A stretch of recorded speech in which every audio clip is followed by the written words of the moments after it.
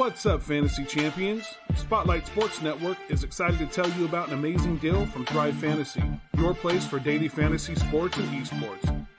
Right now with promo code SS Network, Thrive Fantasy will match up to $50 of your first deposit. So go to thrivefantasy.com and sign up now with promo code SS Network. That's thrivefantasy.com, promo code SS Network.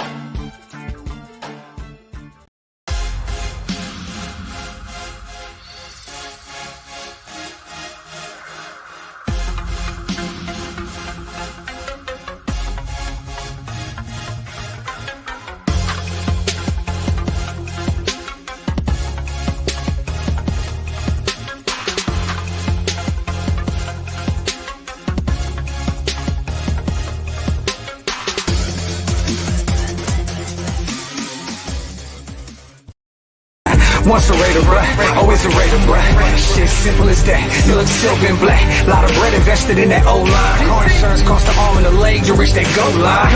It's go time.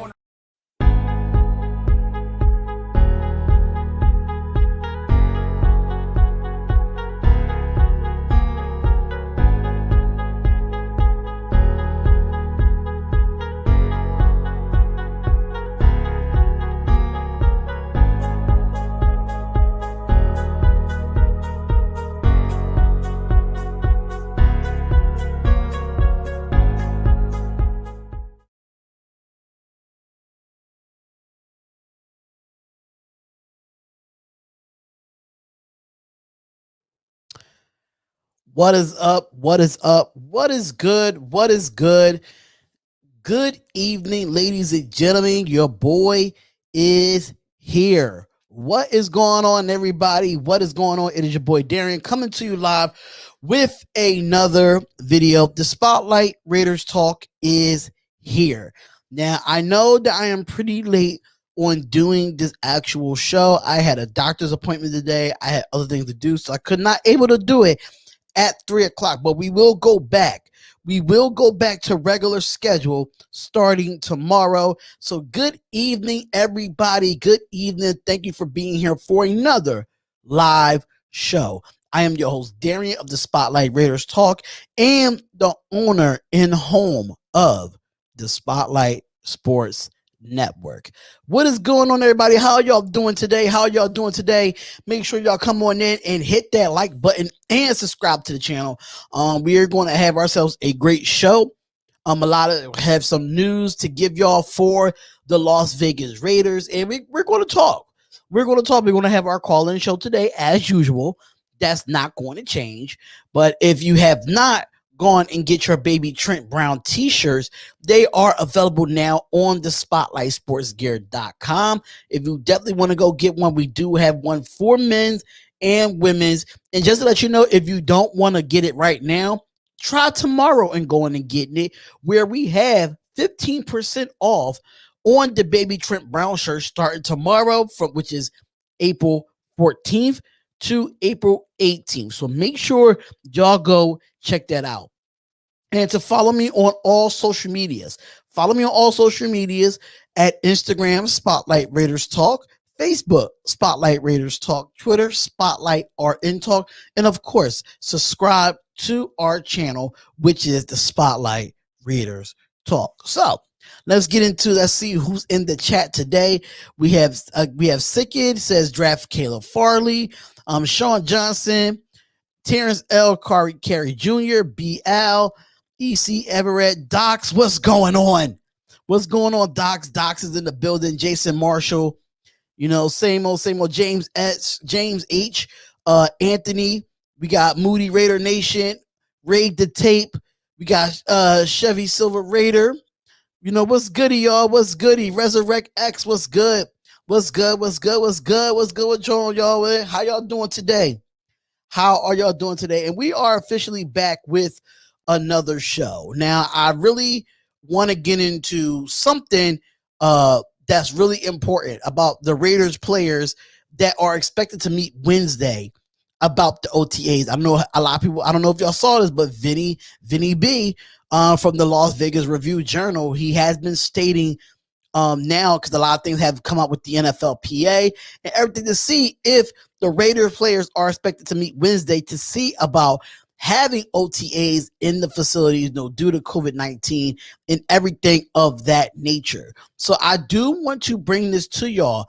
And Vinny B says in the Las Vegas Review-Journal that as teams across the NFL begin to resolve whether participating in voluntary offseason programs, the Raiders have not yet made a decision on that matter. Now, according to a person with knowledge of this situation, we hope you appreciate the content, telling us to subscribe to the Las Vegas Review-Journal. Make sure y'all go check that out because it's definitely interesting article. It really is an interesting article. Let me see if I can pull it up on my phone, because for some reason on the actual website it's not letting me pull it up. So let's see if I can pull it up on my phone and let y'all know what's going on with the Las Vegas Raiders coming into that. So it says the members of the Raiders, one of the youngest teams in the NFL, been gathering at local parks, and the Las Vegas Raiders and a voluntary work and players have been working on a team's headquarters in Henderson with alignment with the NFL rules of the off-season participation at club facilities. That's what's been stated.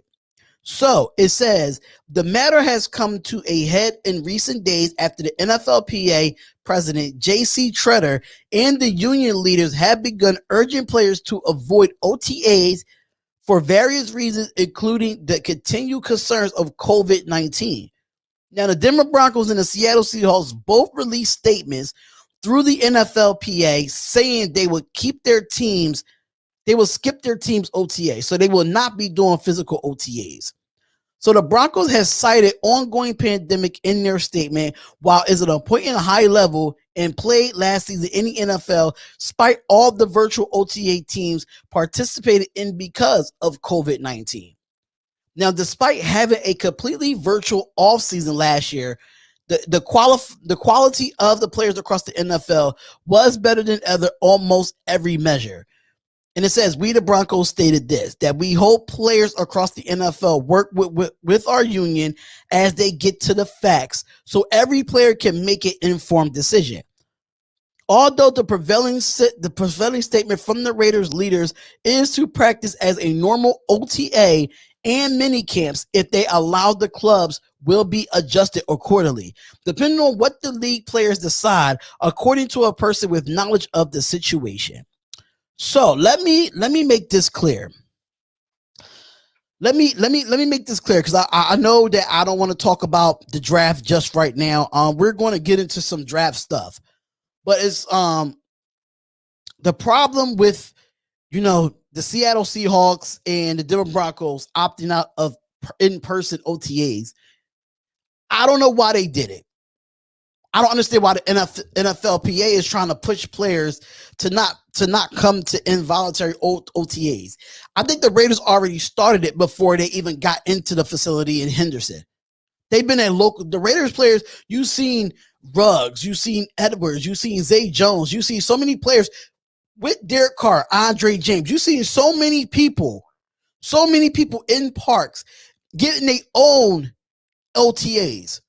I think this is big for the Raiders to get the in-person OTAs, because we didn't have it last year. And the rookies didn't have involuntary OTAs last year. And it really hurt us when that extra practice. We couldn't get it. So for the NFLPA to say the Raiders should agree with it, I think they shouldn't. I think we are a year in the month and some change into the pandemic. And I feel like the Raiders should do it like this. If you're going to do involuntary OTAs, right? Why? You don't have to have the whole team there. You can schedule practices by position. You can have your quarterbacks and receivers and running backs. They're the only three that probably can combine. Then you have an offensive line practice. Then you have, or just a separate wide receiver. You can split the positions up. Everybody does not have to be in there at one accord for voluntary OTAs. Now, if it was training camp, that's different. But this is involuntary OTAs, and players need chemistry. So why not do the OTA, split the players up? You have your running backs and receivers. You have your quarterbacks. Do you have your offensive line? Do you have your defensive line? Or you can put your defensive line and linebackers together. They have your corners and safeties together. The only reason why people's not getting the vaccine is because of the Johnson & Johnson as of right now. The Johnson & Johnson vaccine has been the one that's messing all of this up. But if you get the 2-shot vaccine, it might work. Or then think about it, you get the coronavirus test when you walk into the facility. So if I am the Las Vegas Raiders, I would try to make sure let the players decide, not the organization. Let the players decide. The players need to decide, because if you want to get better and get better with this football team, and you definitely want to have a winning culture, it starts with involuntary OTAs. It starts with that. It only starts with that. But seriously, I wanted to put that out there first. So the players are expected to meet tomorrow to see if they want to do involuntary OTAs. In my personal opinion, we got a vaccine. They have good rapid testing. And if you can't get the team in the building all at once, separate it by positions. Have a positions practice. Or have a film room practice, something of that nature. You can work around this. It is a 55-man roster. We have 17 games coming up. If we can't get an involuntary OTA because the NFLPA is trying to get people not to do it, heck no. The Raiders are trying to win now. The players should decide. The players should decide, but the NFLPA is trying to push the narrative of no, don't do it. But I hope the players decide. I know some players opted out. Now, I don't know for the Raiders just yet. But what I do know is that we already started involuntary workouts, voluntary workouts. We already started it. You see Derek Carr outside with his receivers in the center. We already seen it. So this is nothing new. But I think it's just because going into the facilities in Henderson, it makes it a big issue. So hopefully we can get an answer on that tomorrow. Yes, I am going to get into that, Anthony, about his starting 5. I am going to talk about that as well on today's show. So thank you, Anthony, for bringing that up. That's going to be something interesting. That's going to be something that's going to be great to watch. So, or great to see. So let's get into some other news in the Raider Nation. And speaking of that, Anthony, let's get to it. Derek Carr's top 5. Derek Carr has a NFL Network's basketball starting 5. Have Max Crosby would like a word. I don't know what that means, but we're going to see. This was according to RaidersWire.com that it came out saying that, you know, the Bo Jackson, the Deion Sanders from the bygone era. It's fun to think what you think about the stars, and you know, when it comes to various sports, like for instance, like if you want to think about LeBron James, or he could be a solid tight end. But what about if it was the other way around though? So which NFL players would you put together a mean starting 5 in basketball? NFL Total Access did say, you know, Derek Carr and the Las Vegas Raiders cracked up a squad. So the starting 5 on NFL Total Access, this was the starting 5 right here. If the NFL was on a basketball team, this would be the starting 5. And this is very interesting. So they put Kyler Murray as your point guard. They put Derek Carr as your shooting guard. Mo Alley Cox at small forward, Chase Young at power forward, and Myles Garrett at center. So having Derek Carr as shooting guard in your starting 5, that is interesting. That is interesting to see that Derek Carr is on your starting 5 if he played in the NBA. That is very interesting to put Derek Carr there. Very, very interesting. I thought it was like, what? Like Derek Carr, a shooting guard? That means I guess he must be as much of a gunslinger as we thought we were, you know? What's the NBA award? They didn't have any NBA award They just picked the starting five. So the starting five was Kyler Murray, Derek Carr, Mo Alley Cox, Chase Young, and Myles Garrett. So Max Crosby did put a video out on Twitter of a little and1 mixtape. So this is what I mean. Like, even though that the offseason, all people have hobbies and stuff like that. So this is very interesting. LOL, he dunked on Mac, bruh. Yeah, man, he dunked on Mac, bruh. But at the end of the day, man, so that was the starting five situation. I did see that Derek Carr would be a shooting guard. So that's interesting to talk about when it comes to some type of Raider news of that interesting thing here. So speaking of news, linebacker Tanner Muse is expected to be at full strength going into training camp. And this is another source from RaidersWire.com. So they saying that linebacker Tanner Muse is expected to be full strength when it comes to training camp. Now, one of the forgotten players in the 2021 draft, the 2020 draft class, was Raiders linebacker Tanner Muse. After just a few practices in training camp, Muse was forced to have toe surgery and missed the entire 2020 season. Now, Muse was picked up with the 100th pick by the Raiders and was making a transition from safety to linebacker as he struggled in a few practices. However, he's an outstanding athlete, don't get me wrong, and the Raiders believe that he can play in some nickel packages in the NFL. So according to Vinny B of the Las Vegas Review-Journal, he talked about Tanner Muse's recovery and where is his post-surgery at this time. He said, checked in on last year's third-round pick from Clemson this week. He's coming along nicely from toe surgery, which he underwent last season. Now, Muse is expected to be full strength by training camp and will compete for playing time at linebacker and special teams. Now, Muse isn't the only top three linebackers on this team.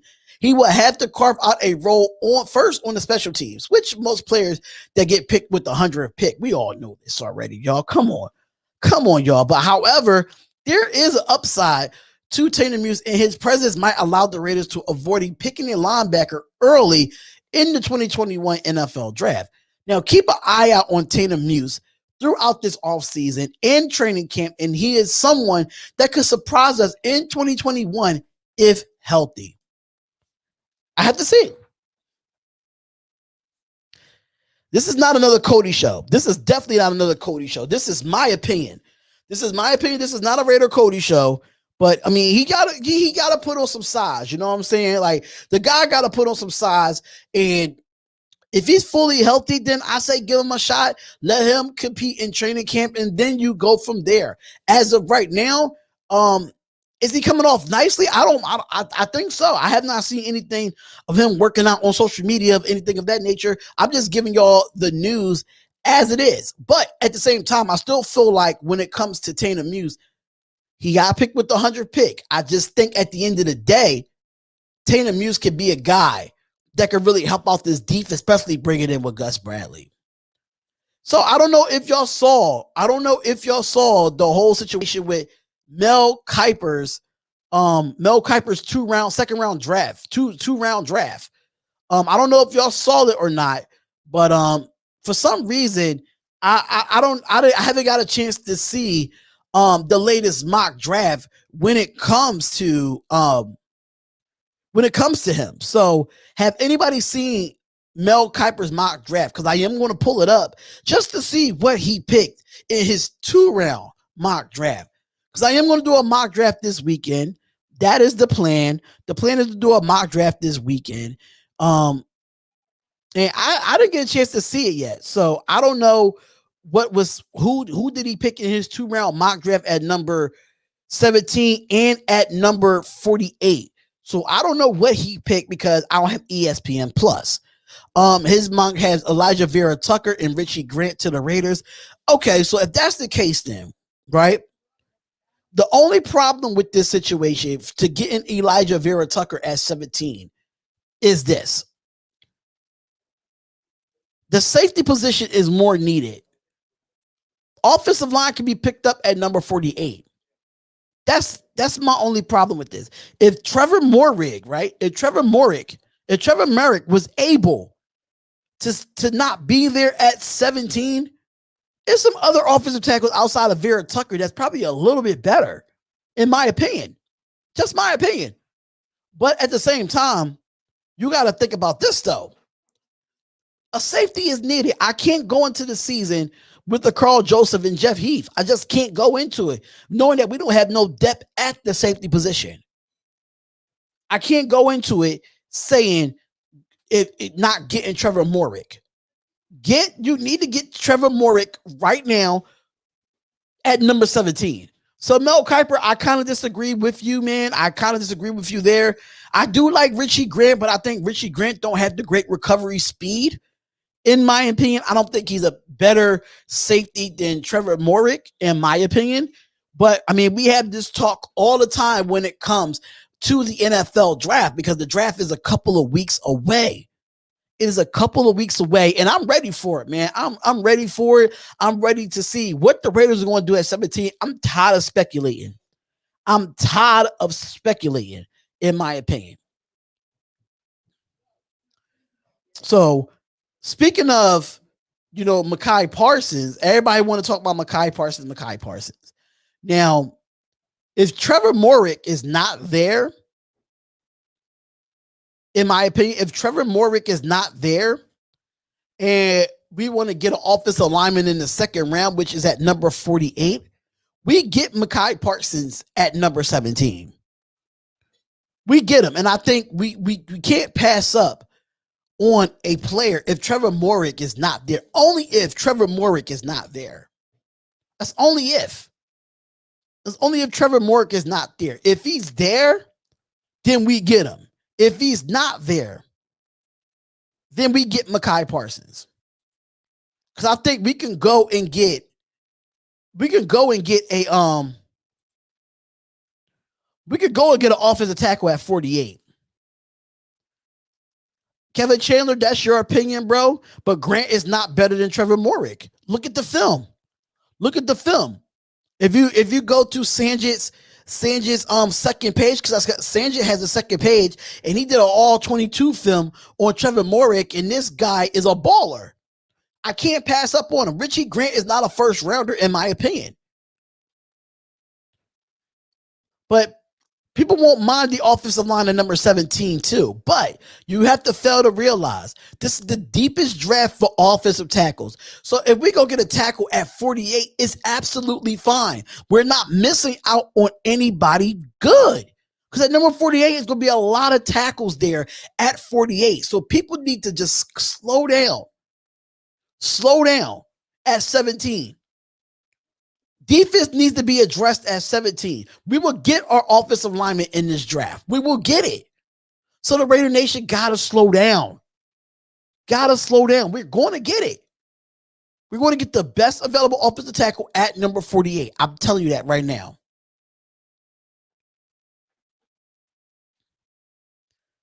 Yeah, I like Jamar Johnson too. I think it's Trevor Morrick, then is Jamar Johnson, then is Richie Grant, then Javon Holland. They my top four.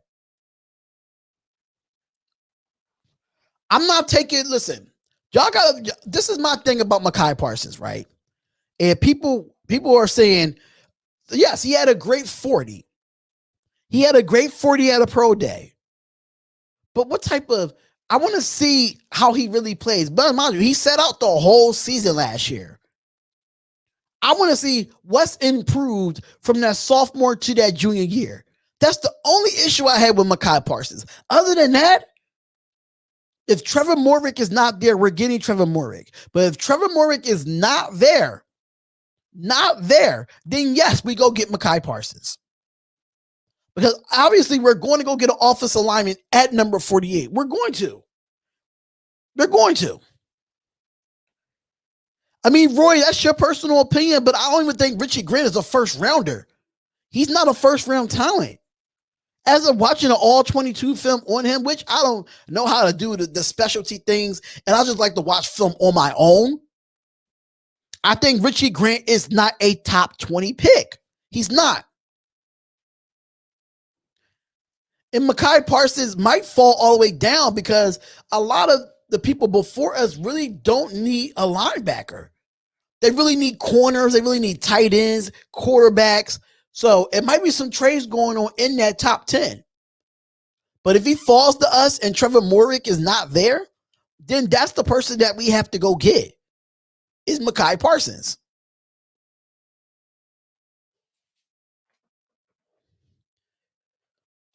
Right. Yeah, Delta Sportsman. If y'all have not joined my Discord, I need y'all to join my Discord. I will put the link in the chat if you do want my Discord. I will put the link in the chat.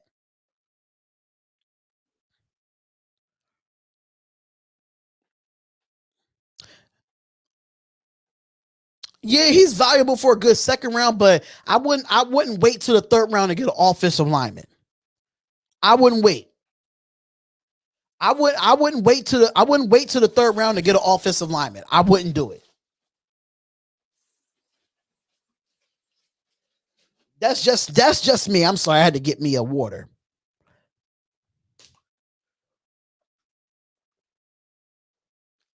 Had to get me a water.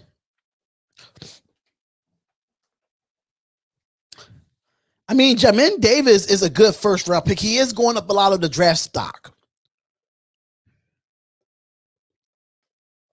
I don't want to get an offensive lineman in the third round. I mean, you probably get one of those third round picks. You might get another offensive lineman, but at number 48, that is a great spot for an offensive lineman.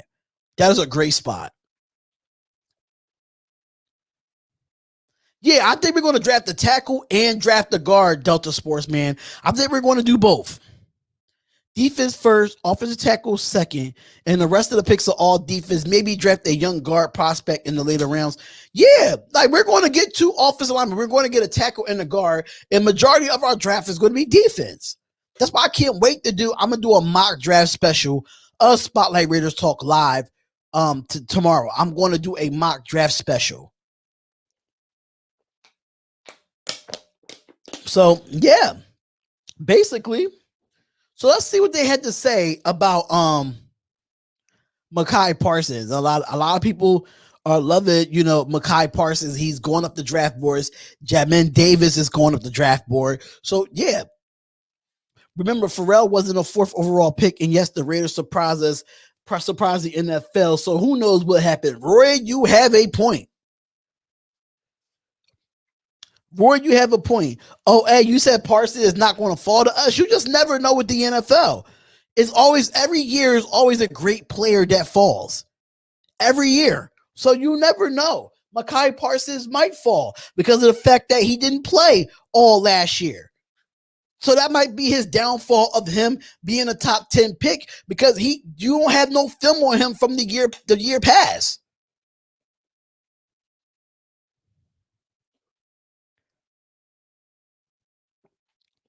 We don't need an Ed Reed or a Troy Polamalu type of player, Melvin Barlow. We need a safety. If y'all need to go watch Sanchez all 22 film on Trevor Morick, the guy has great instincts, man. I don't know what y'all not seeing in Trevor Morick. I don't understand it. The guy has great instincts. The guy can tackle. Whoever said that he couldn't, whoever that person was, they say he couldn't tackle, go pull up his all 22 film.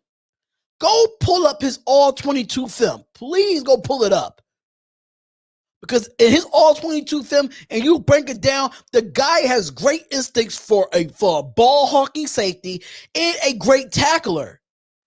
So for y'all to say Trevor Morick is not the best safety in the draft, that's your opinion. But it's my opinion that he's the best safety in the draft. And he's big, he's tall, and he could do almost everything a safety is supposed to do, sideline to sideline. Period. All right, Roy, thank you, man. I appreciate it. Thank you, Raid the Tape. Thank you, Raid the Tape. I really do appreciate that, bro. I can't see Parsons slipping past the Panthers to replace Luke Kuechly. But Luke Kuechly was more of an inside linebacker, right? Mekhi Parsons wasn't an inside linebacker, was he? Just means he won't be there at 17. Trevor Morick is the beast. I don't know why people not feeling him out of nowhere, because he played for TCU. That's why. He played for TCU, and the Big 12 wasn't a good conference this year. That's why. But no matter what competition came along, he made sure he shut down the best receiver or the best running back coming from the safety position. And he could cover tight ends. The best safety in the class. He's the most NFL-ready safety in this class. At me on that. So he played a little bit. Great safeties goes in the top 10. You don't have, this is my problem with the draft, right? Just because you don't go top 10 doesn't make you great. Just because you don't go in the top 10 doesn't mean you're not going to be great. That's BS. There's been plenty of safeties that went from first round time and getting drafted in the second and third round and end up having a great career. Just because you're not a top 10 pick, that don't mean shit. It doesn't mean a goddamn thing. Look at how many quarterbacks came through the league in a top 10 of the draft and didn't do a goddamn thing, and now they're not even in the NFL. It's not about being drafted. It's not about the draft spot. It's about when you drafted at that spot, what's the opportunity you're going to give to stay with that football team?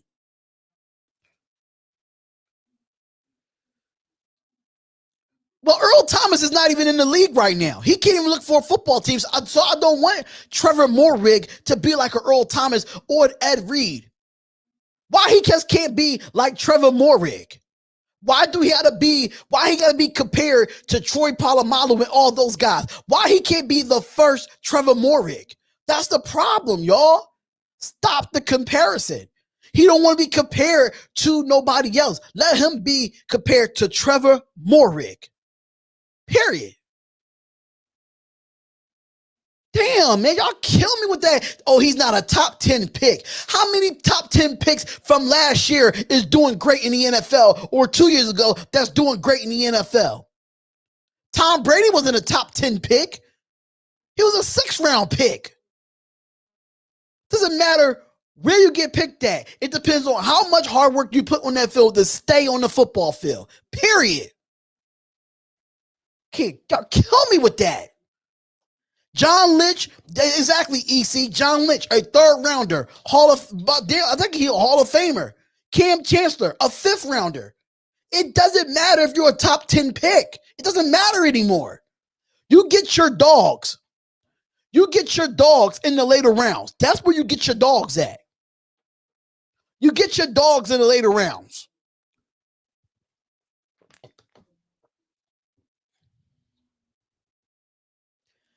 Yeah, and think about it, it's so many mock drafts out there that's not even involving the Raiders saying that Trevor Moehrig is the best pick for the Raiders.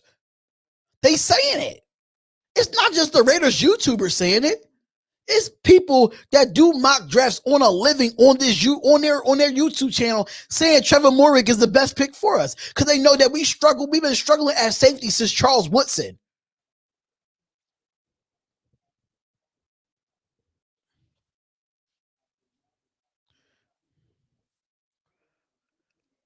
And me personally, I'm not saying Moehrig sucks. I'm saying that safeties don't make a huge difference like that. Safeties do make a huge difference when you don't have great safeties. When the last time we had a good safety in the last 10 years? Please tell me. I'll wait. Because even though that we picked Carl Joseph and Carl Joseph with the 14th overall pick, how did he pan out for us? I'll wait. I'm happy that he's back, but I'll wait. How did he pan out for us?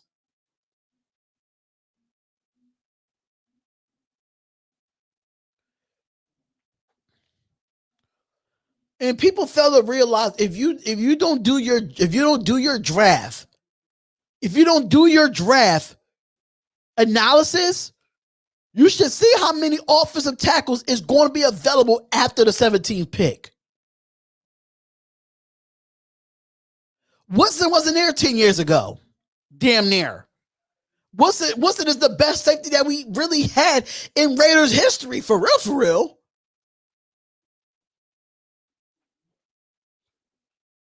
And I think in the draft that we're not going to go a Delta Sportsman. I think, talk about it. Raid the tape. Talk about it. Raid the tape. Safeties do make a difference. Tyrod Matthew is a prime example. You said it right on the money, bruh. It said, when the last time we had a good DT? Did you see our free agency this year? We went out and got a few DTs this year. That's why I think we won't go out and get a DT. Surprisingly, we might get one in the draft, but it's been a long time since we had a good DT as well. If your first 7 is suspect, it doesn't matter who concerns the safety are. Well, our front 7 looks pretty better than what it did last year. Our front 7 looks way better. Way better than what it did on paper last year. Bringing in Yannick Ngakoue and now having Maurice Hurst, you having Quentin Jefferson, you have a lot of people coming in from free agency at the D tackle position. You know, Jonathan Hankins re-signed with us, so you just never know. Nnamdi Asomugha was a corner. He was not a safety. Nnamdi Asomugha was a corner, not a safety. Thank you, King Savage. We better. He was a third. Yeah, that's what I'm saying. That's what I'm trying to tell Gustavo. That's what I was trying to tell Melvin Barlow.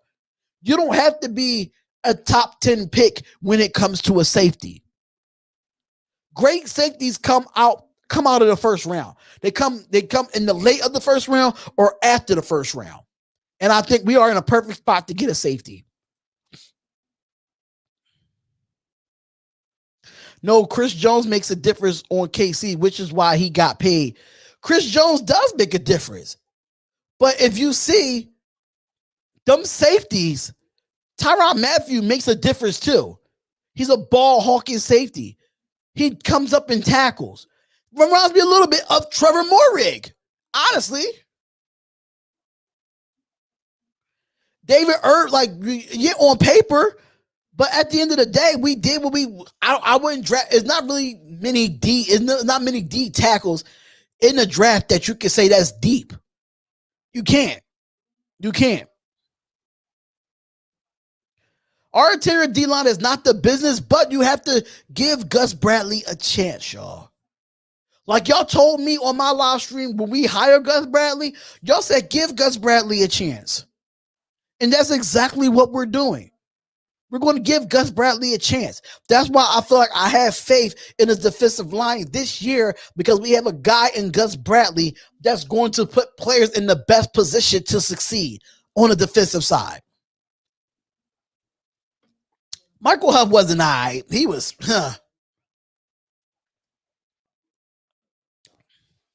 We're going safety. I bet I put money on it. We're not going offensive line round 1. We're not doing it. And if we do that, then we're going to be shitty at the safety position. We're going to keep getting beat we're going to keep getting beat over the top with the safeties that we have. Because Carl Joseph and Jonathan Abram, they have to learn their cover skills. They have to get better in coverage. And that's the problem that we have as safety. We have no safeties that's great in coverage over the top. We don't. And thank you, Lamar Fields. Safeties are more important in Gus Bradley's defense. They are. You see, all his safeties was successful. In his cover 3 scheme, safeties matter.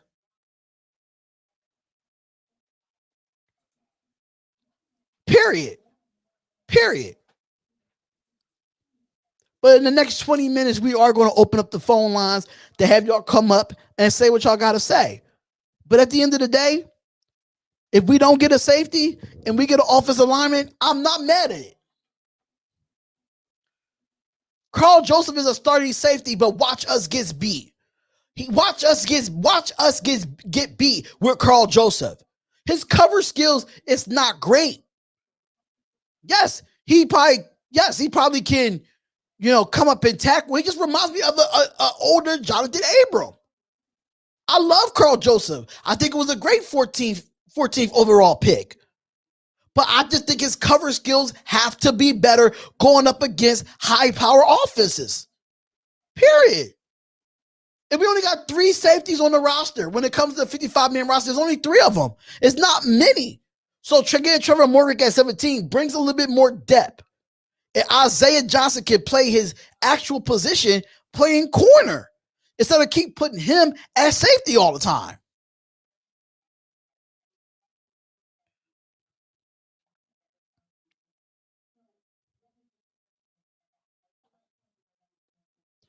Thank you. Thank you, Ray Tate. Bro, the Seahawks team was called the Legion of Boom because of their DB core. Was tight, not because of their front 7. Thank you.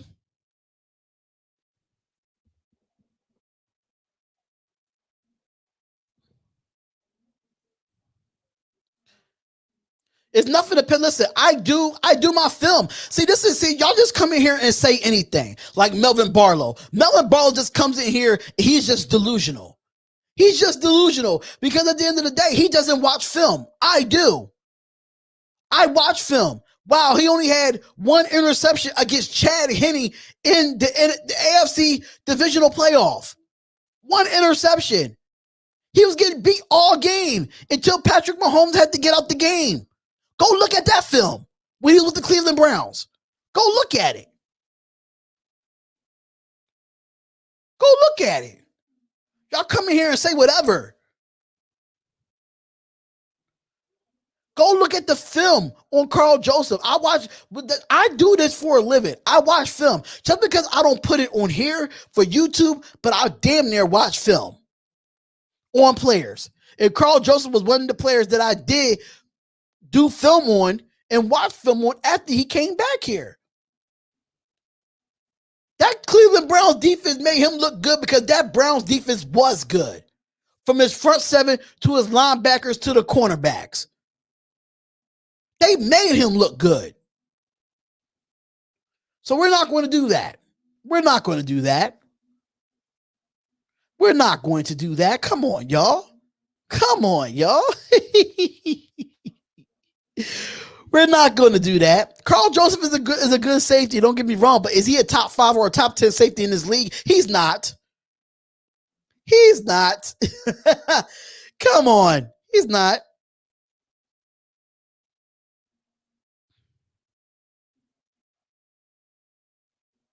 But we didn't give Yannick a big deal. We actually got Yannick for cheap, Raid the Tape.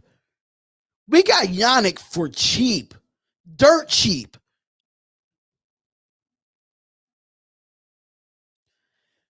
We need DB help. I agree with you.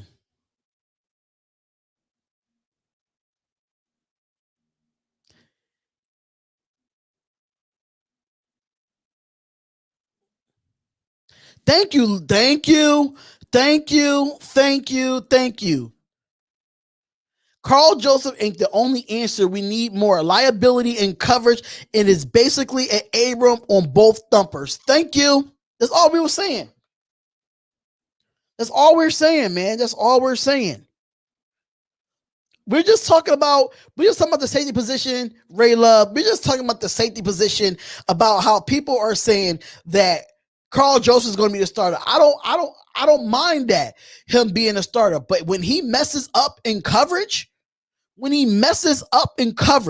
he's going to get pulled.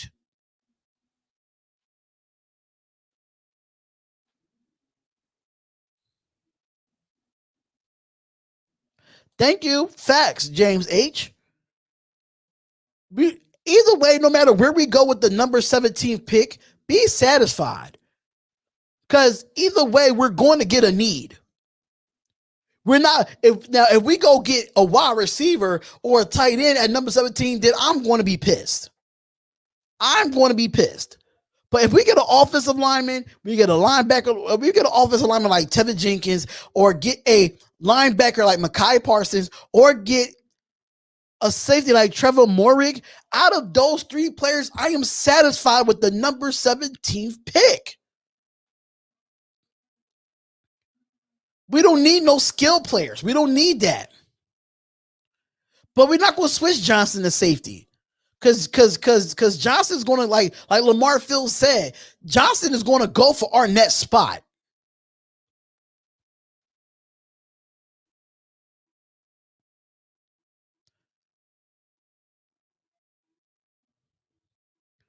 Yes, I'm watching his skill set.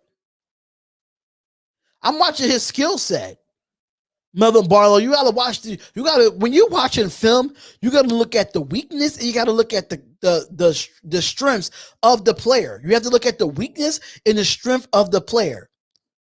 And as I watch Carl Joseph in coverage, he's always out of place. Yes, he probably had a good interception from Phillip Rivers on a Thursday night game when he was with the Raiders. That's cool because you got to think about it. That defensive line hit the arm of Phillip Rivers. That's how he got the interception.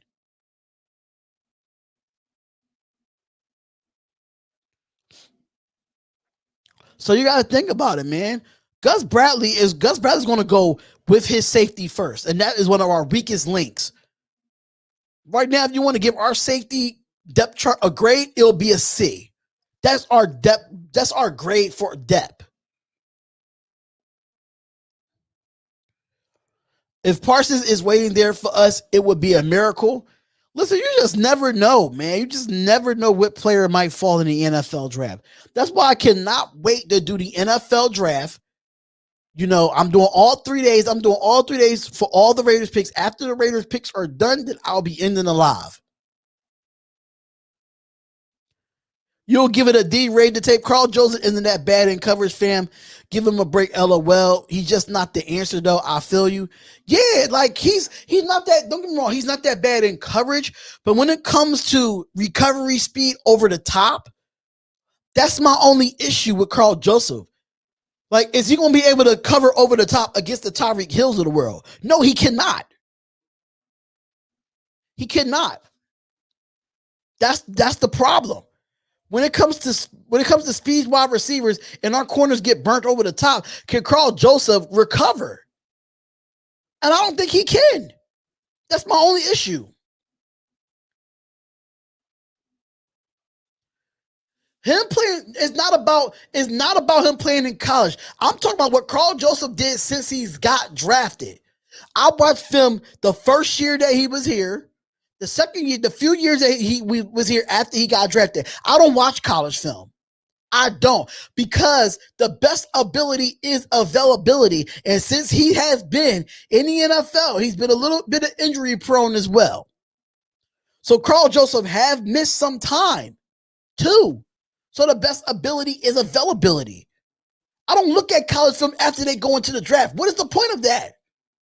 So you don't make any sense, Melvin Barlow. You don't make any sense. If you got film on them in the NFL, you watch the film on them in the NFL.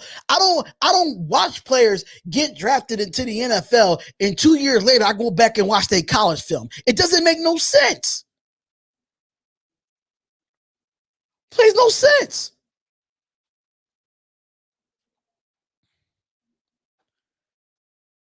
Yes, I agree with you. Rate the tape. He doesn't have top end speed, but he does hit a lot cleaner than Jonathan Abram. He does.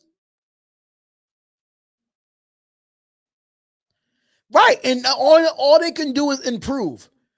But Melvin Barlow is making it seem like this guy is the best safety. He's a top 5 safety the way he talking. He do play out of position. He does. When it comes to coverage, he does play a little bit out of position. He's not the perfect safety. And that's the problem with certain Raiders fans like Melvin Barlow. You don't see the weakness in the player. Every player has a weakness. And Carl Joseph has a weakness. But Melvin Barlow thinks Carl Joseph is the top 5 safety the way you talking.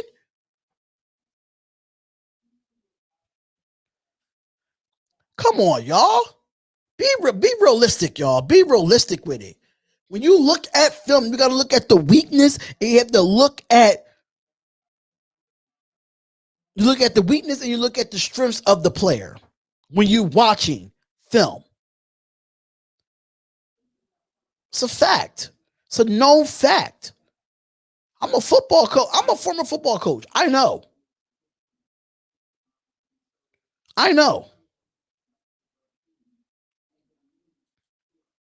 But let me see who got questions for me.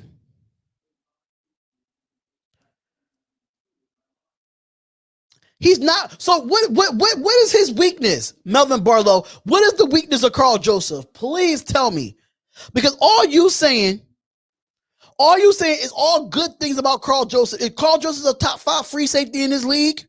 Please.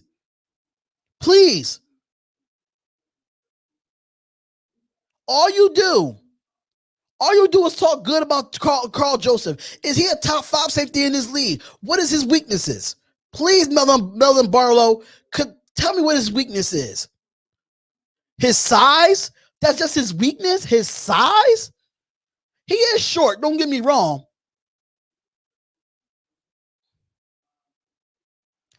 Thank you, Raid the Tape. He's short. He is a dog, don't get me wrong. But he's not our free safety answer. He's not. He's not our answer.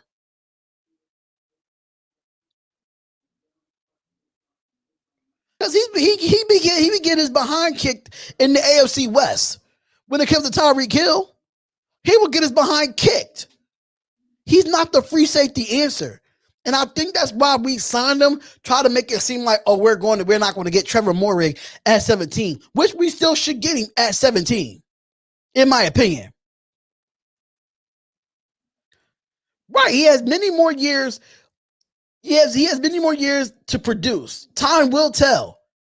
But you got to be willing to improve too.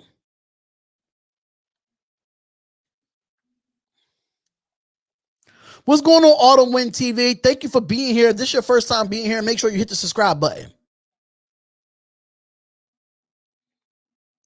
We needed safety help at all free agency. Gus only signed Joseph, so I'll trust Gus. Thanks. Thank you, Leon Moody, for your opinion. Oh, Autumn Win said that Carl Joseph would get cut. Oh, that is a good one there. Wow. I'm not saying it. That's what Autumn Win TV said. That is what Autumn Win TV said. What's going on, Cap Raider Los 26? 17 needs to be definitely a safety or a linebacker. If I was picking Moehrig at 17, Jabril Cox at 48, and wouldn't pick up a tackle until 79 and 80, I think Jabril Cox is going to fall. I don't think we get Jabril Cox at 48. I think he falls. Let Jonathan Abrams grow. Yeah, I mean, he's a strong safety, so it's not really a free safety. Why bring him back then? I don't know. Autumn Win, I would like for you to call up and explain that. Why you think Carl Joseph will be cut? I would definitely love for you to call in and do that. Abram and Joseph can only play a flex linebacker. Yeah. We got enough linebackers. How many linebackers we got? Because for what I've known, it's just Corey Littleton, is Nicholas Morrow, it's Wachowski, and it's Tanner Muse. What other linebackers we have? Because McMillan's not there anymore. Joseph get cut. I don't know about that. He got a press conference. LOL.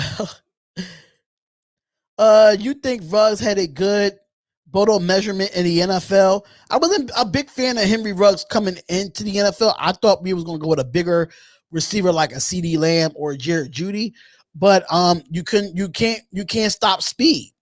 You can't stop speed when it comes to Henry Ruggs. So, the Raiders love speed, and that's what they got. Joseph is Abrams' backup? Nah, I doubt it. It doesn't matter. It doesn't matter who your safeties is. If the QB has all day to throw, you got a point there. What will completely shock me in this draft? Not picking a free safety in the first 3 rounds. That would shock me. Now, that would definitely shock me. I'll have to agree to that. That will definitely shock me. Right. We only have 3 linebackers. We have 4, actually. So it's Nicholas Morrow, Tanner Muse, Corey Littleton, and Wachowski. There's only 4 linebackers that we have. Watch Raiders film. He broke down Carl Joseph. He's the answer to free safety. No, but he's a solid pickup. I do watch Raiders films. But it's just, I just think, I don't know. I don't know at this moment, honestly. I don't know. I just think right now, in my opinion, It's just my opinion that I feel like we when it comes to depth at the position, linebacker and safeties are lack of depth at the position. It's lack of depth. What you think, Morrig Bodo's worth the 17th pick? He is. Watching him on film, I don't really get into measurements. Oh, Javin White. Javin White is there too. Okay, but I'm gonna get back to Watson's I don't get into measurements when it comes to the draft. I really care for the 40-yard the bench press, but I really don't get too much into measurements. I really like to watch the player on the field do what he do. Because measurements ain't going to count. It's not going to count when it's not going to count if you can't play the game of football on the field. But for y'all, this is your first time ever being at the YouTube page. We would suggest that y'all subscribe and hit the bell button. For all my moderators that is in the chat, make sure y'all put the link for the Baby Trent Brown t-shirts. Yes, they do call me Baby Trent Brown. So if this y'all first time here, they call me Baby Trent Brown. And I got a Baby Trent Brown t-shirt. So make sure y'all put the link in the chat. The thing is that we see is highlights on film. You need that 22 film to actually see what's going on. Yeah. I can actually get the 22 film. That's not a problem. That's problem. We need John Gruden to backseat this draft and let Mike Mayock pick all the picks this year. I agree. Linebackers have to be able to cover in Gus' system, like Bobby Wagner, for example. Okay. We need a nickel corner now that Joyner is gone. And is gone. Are you young? I guess. I don't know. Ray Love says, hit the like button. Yeah, make sure y'all come on in and hit that like button. Y'all hit that like button if y'all coming up in here. Y'all know y'all come up in here. Make sure y'all come up in here. And shout out to Docs too, because I know Docs came in earlier when the stream first started. Shout out to Docs. I appreciate him. Salute my guy. Make sure y'all go subscribe to Docs as well. Kyle Weaver is a special teams member, and I hope we cut him so Muse can take his spot. Is Kyle Weber or whatever his name is he still on the football team? I didn't even know he was still on the football team. I had no clue. At all. I think Heath more likely to get cut because on top of beating out Joseph, cutting Heath will save more under the cap considering we just signed him, and I'm guessing for a 1-year deal. It is on a 1-year deal, but the salary cap is terrible this year for the NFL in general. It's terrible for the NFL in general. So yeah, I mean, if we cut Heath, that would happen. That would happen, man. That would happen. And shout out to Cool Zay 1995 for the $2 donation. We really do appreciate you, bro. Hit the damn like button and go Raiders. Shout out to the $2 donation, man. We really do appreciate that, bro. We really do appreciate that. Let me see if we have any more news so far. So no news has came up on my phone when it comes to the Las Vegas Raiders, but there's a lot of speculation going on out there. And, you know, in the next 2 minutes, I am going to open up the phone lines so y'all could call up and give y'all opinions. I mean, I do love to debate with the Raider Nation. I love to debate with y'all. You know, this is the type of shows that I like to have when it comes to it. So yeah, I love to debate. So yeah, it's something that I love to do and debate with y'all. Heath is zero cap hit if he's cut. Yeah, exactly. It's a zero cap hit. Absolutely. We still need Richard Sherman. Gary Fake. I don't think I'm at a point where I don't know if we're going to get him. Yes, the Raiders are the top 3 teams for Richard Sherman. But I just don't want the Raiders to go all 100% on Richard Sherman. I just don't want them to do that. And then we missed out on other corners at the time. And mind you, Richard Sherman wants money. So asking for that, nah, I don't know. So in the next couple of minutes, what we're going to do, we're going to open up the phone lines. But until then, I'm going to take a quick break and we're going to open up the phone lines once I come back. See y'all in 2 minutes.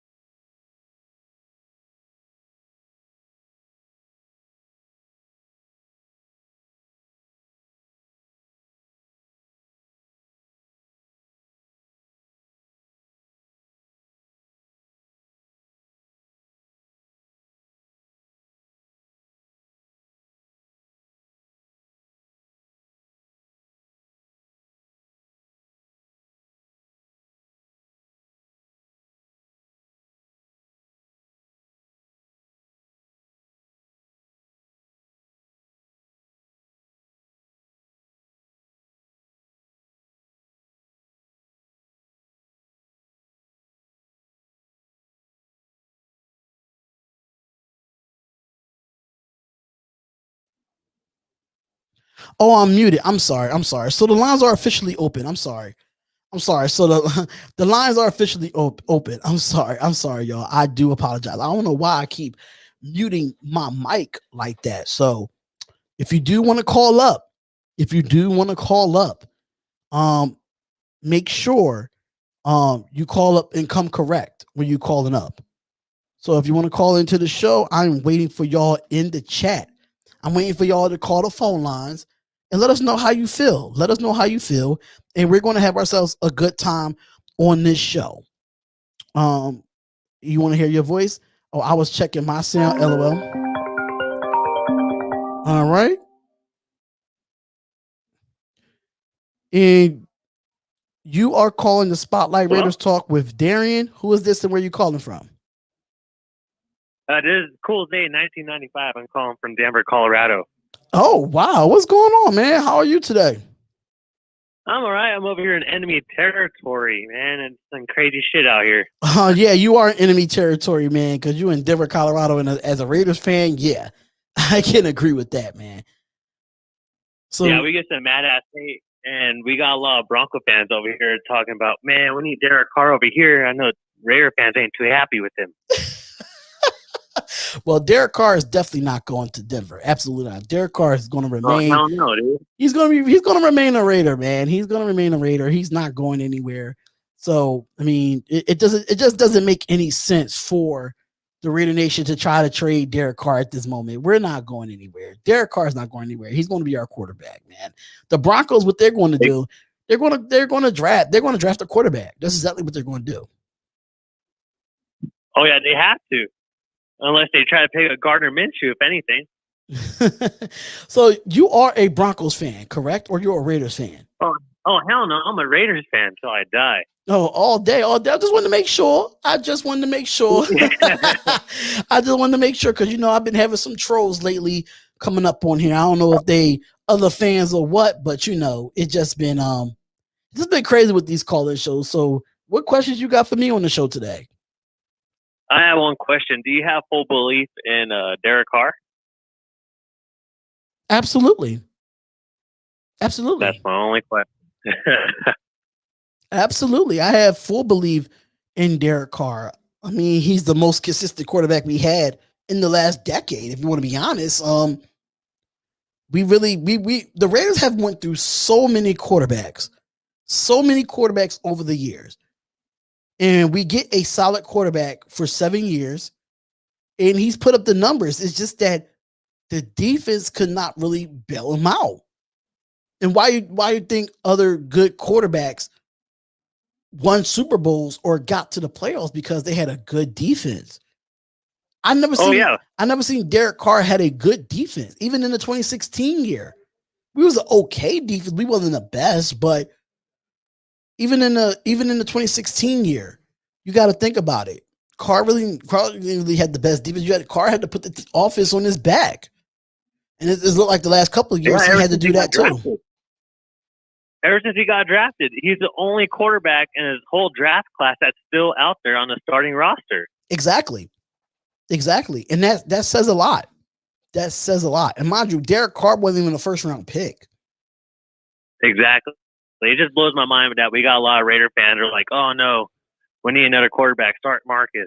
It just blows my mind. It blows my mind about Marcus. Like, don't get me wrong. I think Marcus Mariota is a good, quote unquote, good quarterback. But we have to fail to realize he lost his job to a guy that was playing hardball in Miami in Ryan Tannehill.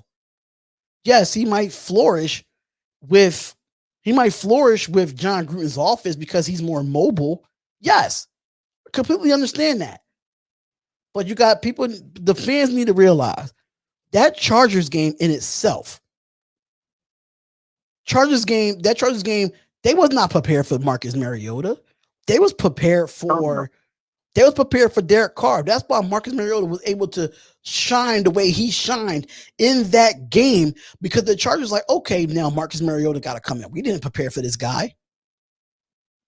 So Carr, and also he was going against a beat up Gus Bradley defense, and that gave him an extra advantage as well. Right. And a Gus Bradley defense that lost a lot of their best players due to injury. Melvin Ingram didn't play in that game. Joey Bosa didn't play in that game. Derwin James didn't play in that game. Your top 3 defensive players didn't play in that game. Exactly. So we can't, so for the Raiders fans and for all the Raiders fans that say that Carr needs to go look at the defensive rankings the 7 years that he was here. Then you tell me if he needs to go. No, he should stay with us until he retires, honestly. Yeah, he's going to retire a Raider. He's going to retire a Raider. And, everybody's talking about, Carr should not get a contract extension. Why not? Let this man play his whole career here. And that's been the problem with the NFL. Everybody wants to go in ring chase. Carr, you built your own legacy here. Keep your legacy here. Yeah. And I honestly think he would probably sign an extra, another contract, just like a Brady contract to help out the team as well. Right. I completely agree. Hold on. Give me 1 second. I'm getting hot in this hat.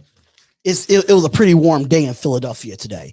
In Raid the Tape, he says that Mariota threw an interception 2 minutes left into the game, gave the ball back when tied. Our defense stopped them for a chance in OT, and we still lost. You got a point there.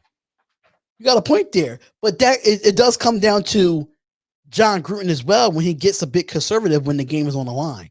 So exactly, you could put a blame on a lot of people for that Chargers game, which is fine. And people are saying why everyone says Gruden doesn't like Carr. I disagree. I think Gruden does like Carr. I disagree too. I gotta tell you something. When that one comment said about Mariota throwing that pick, why don't you throw? I don't see why people don't put the blame on Waller for causing that pick. He should have caught the ball. Come on. Or I mean, it really depends. When it comes to that in that situation, you could put that on Mariota, you could put that on Waller, or you could put that on both. You can put that on Gruden. There's the best scenarios. And Raid the Tape says Carr gets it done in 2-minute drills without a doubt. I think Carr is one of the best quarterbacks when it comes to a 2-minute drill. I think he is. And he beats out a lot of these great quarterbacks that they said that's better than Derek Carr, quote unquote. I wish everyone heard what y'all said about DC. Well, Joey Boy Raider, if you want to screen record this replay live and hear what we had to say about Derek Carr, post it on your Twitter, post it on your Instagram. I don't care. Y'all can take any part of this live stream and post it on your social media as a hot take. It doesn't matter to me. It's more exposure for the Raider Nation. I take it. And this is coming from a fan all the way from Colorado. Right. So is there any other questions? Because we do have other callers calling in. You have any other questions for me, man? Oh, no. That's the only question, man. One thing, go Raiders, and come on, Raider fans. Hit that like button. Help the Raider family out. Thank you. Really do appreciate the love and support, man. Every time we do these call-ins, you can always call up and talk to us, man. For sure. You have a good night. All right, you too. So make sure y'all come on in and hit that like button and subscribe to the channel. If y'all have not did it, make sure y'all do that and show some love, man. We got 62 people watching. We're only 44 likes. What's going on here? We waiting for the next caller to call up so we can have ourselves another caller and have ourselves a good time. 49ers tried trading Carr this off season. They tried to, but they couldn't get it done. They couldn't get it done. So we're waiting for the next caller to call up. We're waiting for it. And Bernard, if you want to put that the Baby Trent Brown link t-shirt or the Spotlight Raiders Talk link for all the merch, if you do want to support the channel, you could join our memberships. We do have memberships as well. And if you want to join so we have another caller calling in. And thank you for calling the Spotlight Raiders Talk with Darian. Who is this and where you calling from? My guy, Darian, man. This is Tony out of LA. What's going on, Tony? What's good with you? How are you today? Oh, man, I'm good, man. I can't call it. I just wanted to call in and talk about why I think Michael Parsons could fall to us at 17. Okay. It's a bunch of reasons, right? But, you know, here's some of the main ones. For one, you know, these GMs, they with the rookie deals, they look to get they want to take advantage of that, right? Right. So that's why you see those tackles so highly rated, the wide receivers, these cornerbacks, all those are cheap deals right now.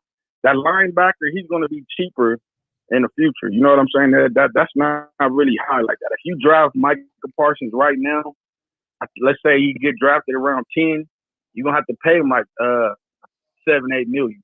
When the top rated linebacker is only making $14 million. If you get what I'm saying. You know what I'm saying?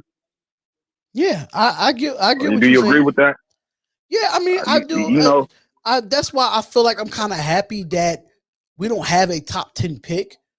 Because you notice them top 10 picks is where you got to pay big money to those players. Yeah, you got to get those right. Those top 10 picks, you got to get them right. Right. You got to get them right. And I think us being at 17, I think for the Raiders, we are in the best spot because of our salary cap. And we really don't have to pay too much after the 10th pick. So exactly. You can actually try to manage around and knowing that the Raiders right now, according to yesterday on Spot Track, we did have $3.62 million in cap space. Still not enough to try to pay rookies. So I'm still waiting for like Art and Key. And I really don't want this to happen, but Jalen Richard or Jeff Heath to be cut to get some cap space. I think those guys are gone. Let me tell you why I think they're right now, they don't know who they're going to add. They're definitely going to add somebody else. Because if you paid attention to when Mike Mayock did a press conference, I believe it was like his last press conference, he said they were going to be aggressive in the beginning, the middle, and at the end of free agency. So, you know, I mean, they know these things happen. They know you get the veterans who trying to see what the next pay rate going to be like. You know, Sherman just trying to see who's going to give him the bag right now. And I don't think nobody's going to pay him that type of money with I think I seen $14 million or something like that not too long ago. I don't think nobody's gonna pay him nothing crazy. Right. And my only problem with that, if he wants $14 million, then the Raiders need to back out. The Raiders need to back out of it. Nobody's gonna pay him, not a contender. And I think Sherman is smart. I think he at the same time he wants to go to a contender as well. You know, so. You know, but you know he's from the Bay Area too, so it's like, you know, he knows about he grew up in the Bay Area and being a Raiders fan. They playing in Vegas. That's close. That's close. So it all falls into place. It's just the question is for Richard Sherman, how much you're willing to take a pay cut to win. I say, I mean, with those cuts that you said, right? I mean, that you said we're going to make with Heath. You said Key, and then you said Richard right there, right? Right. I think with that right there, we might could free up $5 or $6 million right there, right? Yeah, but you still have. And you said we got another 3, right? Yeah, we got another 3, but mind you, we still have 8. We still have 8 draft picks that we have to sign. You know what I've been hearing that is that somehow the draft picks is included in there. I don't know what that's about, but I've been hearing like it's already included. I could be wrong though, man. I don't know. I don't know. But if we gotta pay them, then I don't know if it's included. I don't know for sure how to look at when it comes to the salary cap. I just know how much we got. I really don't look too much deep into it about with rookies, but I'm just saying $3.62 million and trying to bring in a Richard Sherman is kind of people might say is not real. I say it's not realistic, but people might think it is realistic. I love Richard Sherman to come here, but I just don't want the Raiders to put all their eggs in one basket for one guy that's past his prime. You get what I'm saying? He could come in and be a great leader. I get what you're saying. It got to be the right price. And the reason why you want him to come here is because we got the right pieces around. He can mold a Arnett. I like Trayvon Mullen, man. Mullen is gonna be a beast if he, like we got a Sherman who could teach him the ropes, and then you got Isaiah Johnson. They like the same same height and everything. Same height. They're both 6'3". They're both long, So it's pieces there that he can mold. And then like with the secondary, all we missing is I like the Carl Joseph signing. I think we still need a safety in the draft though, because like I'm with you. I agree, man. Carl's safety get burnt too much for right. But and really depend on. Like I don't understand why some people in the Raider Nation go in saying, "Oh, we're fine at safety." We're really not fine at safety. Depth is the issue with our defense.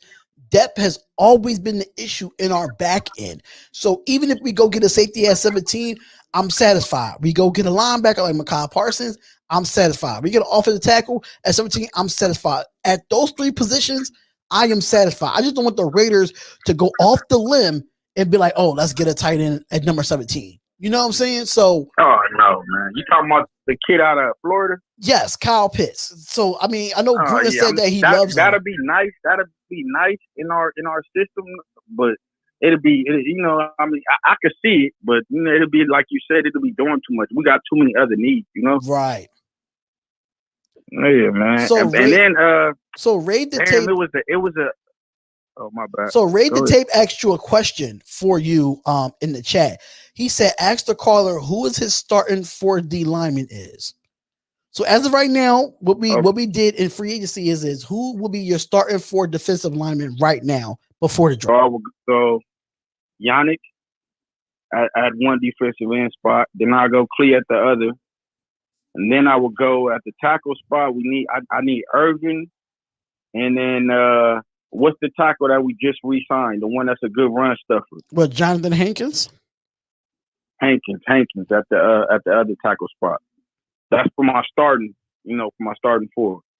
So you said Yannick, you said Farrell on the other side.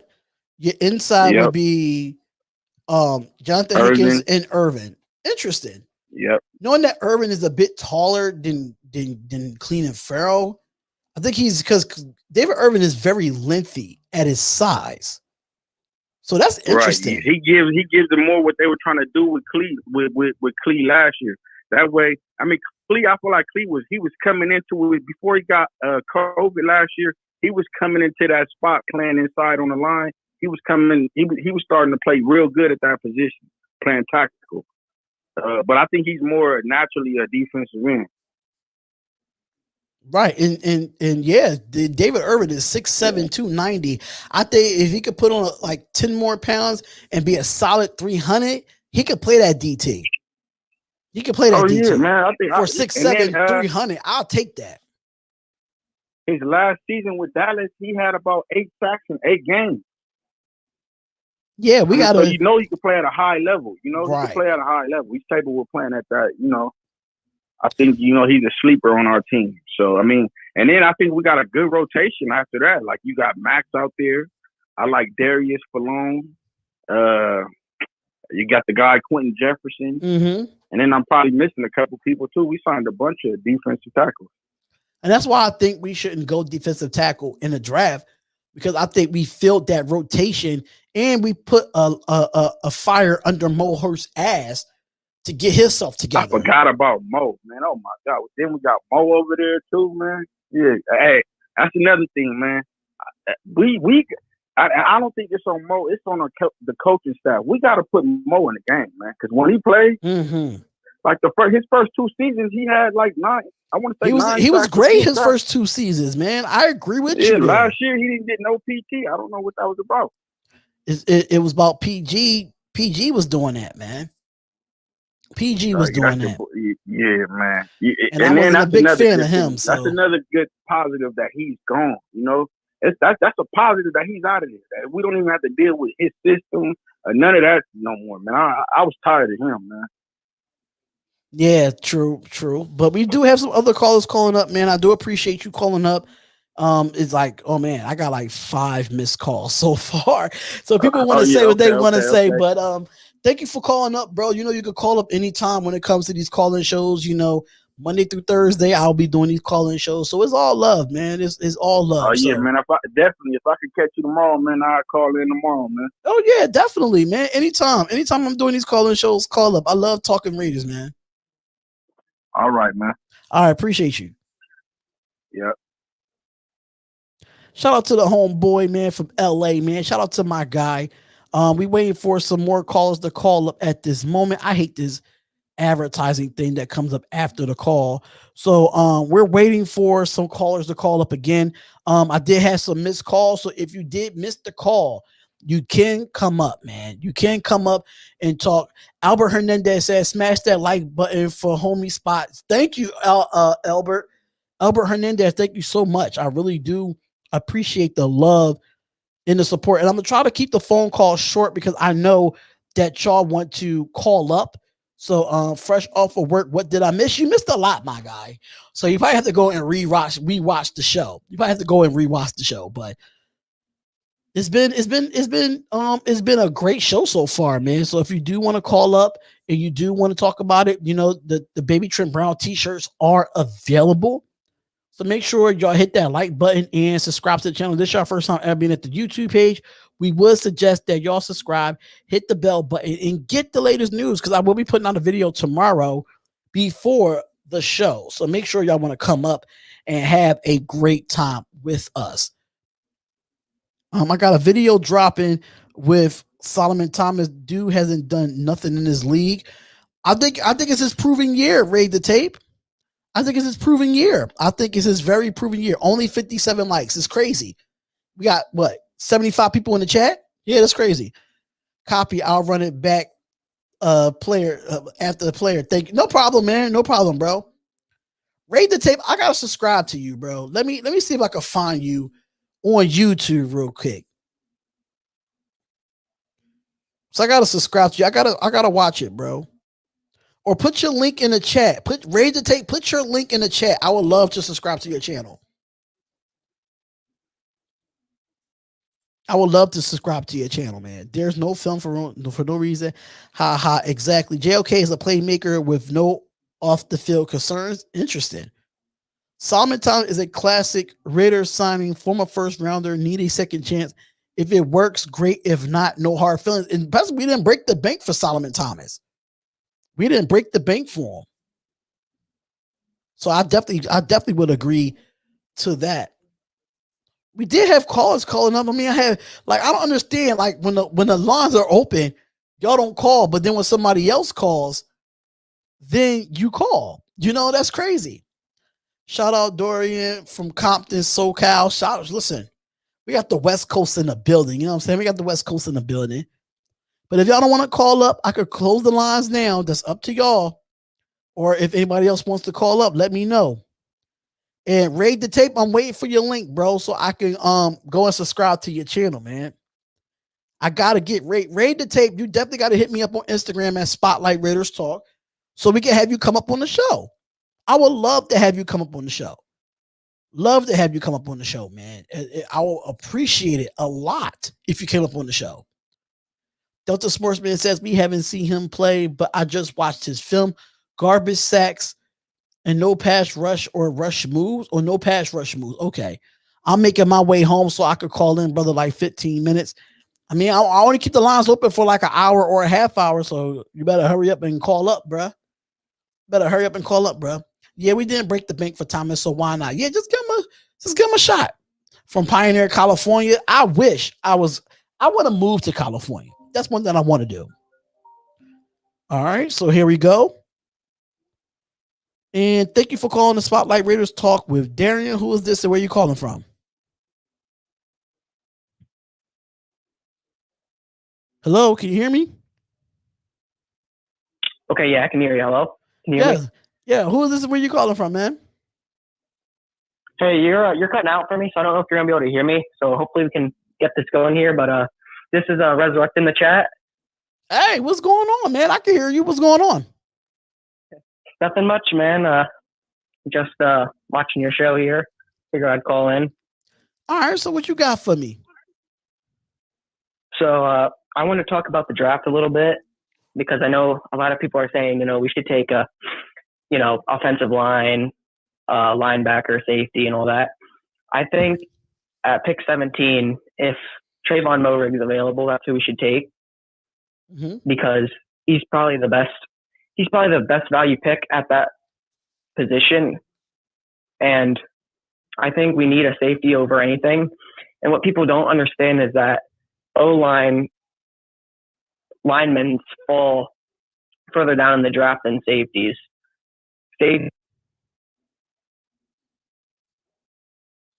Hello? Hello? All right, let's see the next caller here. Can you hear me? Mic check, mic check, mic check. Mic check, mic check, mic check. I don't know what just happened there. Just give me 1 second. Give me 1 second, y'all. Try to call back in. If you missed out, just try to call back in, man. Try to call back in. Try to call back in. We got 30 more minutes for calls, man. 30 more minutes for calls. Carl Joseph is too small for tight ends. Yes, I agree. I agree. Raid the tape. I'm still waiting for your link, bro. I'm still waiting for your link. So, what's the? Oh, here we go.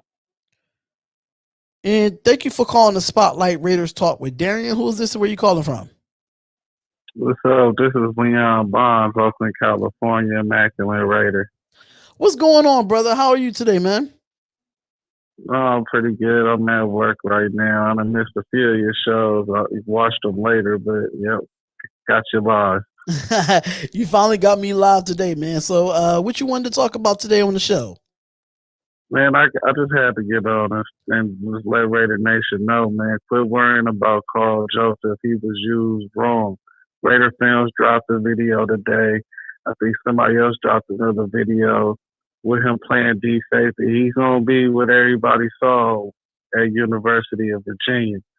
He is your cheap man's Earl Thomas. Yeah, I would like to draft another safety, but we don't have to now. I want Christian Barmore at 17 or one of them linebackers. You know what I'm saying? You can go get a safety in the second, third round now. Carl Joseph, mark my words, Pro Bowl safety this year. He's going to have at least 6 to 7 picks this year, maybe even 10 if that D-line and gel together and they get off that ball. He's going to be a heat-seeking missile, and he is a ball hog when he goes jump for that ball. No, we don't want him guarding tight ends that's 6'5", and he's following them around. You want him to be a heat-seeking missile. That's all I wanted to say. We're in the position to draft the best player. But y'all have a good one, man. All right, thank you for calling up. I really do appreciate it, man. So let me before I open up the phone lines again, let me respond to that. So I was a big fan of Christian Barmore as a defensive lineman. I was a big fan of him. Don't get me wrong. And shout out to my guy Detroit Lions with Micro Mike. I know he's not a Raiders fan, but he's a part of my he's the second part of my family outside of Spotlight Sports Network, which is ISN, Infinite Sports Network. So make sure y'all go check out Detroit Lions with Micro Mike. That guy's channel has been growing lately. He is a part of Chat Sports as well. So shout out to Detroit Lions with Micro Mike. But I do want to respond to what he said though. If you can't find the number is at the bottom of the screen. If y'all cannot see, it's at the bottom of the screen. But I don't know what this. I didn't know what that was. I'm sorry, I didn't know that noise. But let me respond to him. I was a big fan of Christian Barmore. Before I take any more calls, I'm going to respond to him. Christian Barmore is good. Don't get me wrong. He's good, but he stands up a lot after contact. That's the problem with Christian Barmore. If he don't have that impact speed to get off the ball at that time. I watched Christian Barmore at Goretti when he played. Because Barmore is from Philadelphia. I know the coaches at Newman Goretti High School. And That's been his biggest weakness when it comes to him. He's too high. As a defensive tackle, you have to stay lower than the offensive lineman. The only time you really need to go up top if you want to swim or you want to go under, but you still got to flip your hips and go under. And Barmore kind of weakness is that. So don't get me wrong, I love Christian Barmore. And for him to say Carl safety filled the void for the safety position, I disagree with that as well. Yes, y'all say that he filled the void. He didn't fill the void. We still need depth back there. You cannot go into the season with only three safeties. You can't. So getting Trevor Morick at 17 is the most realistic. But like I said before, if we go get Morick, or we go get a linebacker, or we go get an offensive tackle at 17, I will take it. I don't want any other position besides offensive lineman, a linebacker, or a safety at 17. If we go get something outside of those three needs, then we failed in the draft in the first round. So that's just what it is. Yeah, his pad level is a bit too high. His pad level is a bit too high at the end of the day. So when it comes to Christian Barmore, he's going to be a good player. He's going to be a good player. But at the same time, I think Christian Barmore is not needed for the Raiders at this time. It's not needed for the Raiders. Not needed at all. So we have a caller calling up right now. And thank you for calling the Spotlight Raiders Talk with Darian. Who is this and where you calling from? Hey, this is ISO Cali Spring from Southern California. How you doing, brother? ISO Cali finally was able to get on the call. What's up, my brother? What's going on? Yeah, just fresh off of work, bro. First off, I want to say I appreciate everything you guys do. You, Graphk, Hancho, Sanjay T, everybody, man. You guys do a great job at bringing us Raider content, right? And I hit this up in Graphk's comments. I feel that you guys should actually try to start up a channel, man, on Hulu or something. I pay like about $300 just to watch the Raiders. I wouldn't mind subscribing to a channel somewhere where everybody's at for at least $20, $30 a month. That's just being real. That's something that we do have a group chat. It is a great idea, but at the end of the day, everybody has their own entitled to their own opinions on their personal channels. If that happens, I would love to do it. I'm open to working with any Raider YouTuber out there. Because only reason why it's so tough for me to get other Raiders YouTubers on here, because I'm from the East Coast. Yes, but I used to go to Oakland, California every summer as a kid. So, at the end of the day, yes, I would love to do it. I would love to collab with any other Raiders YouTuber. I'm putting it out there right now.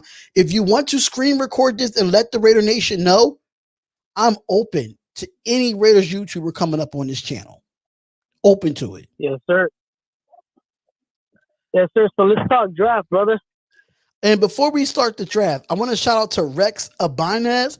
Rex Abanez just gave me a $20 super chat. Shout out to Rex Abanez. He says, keep up the good work.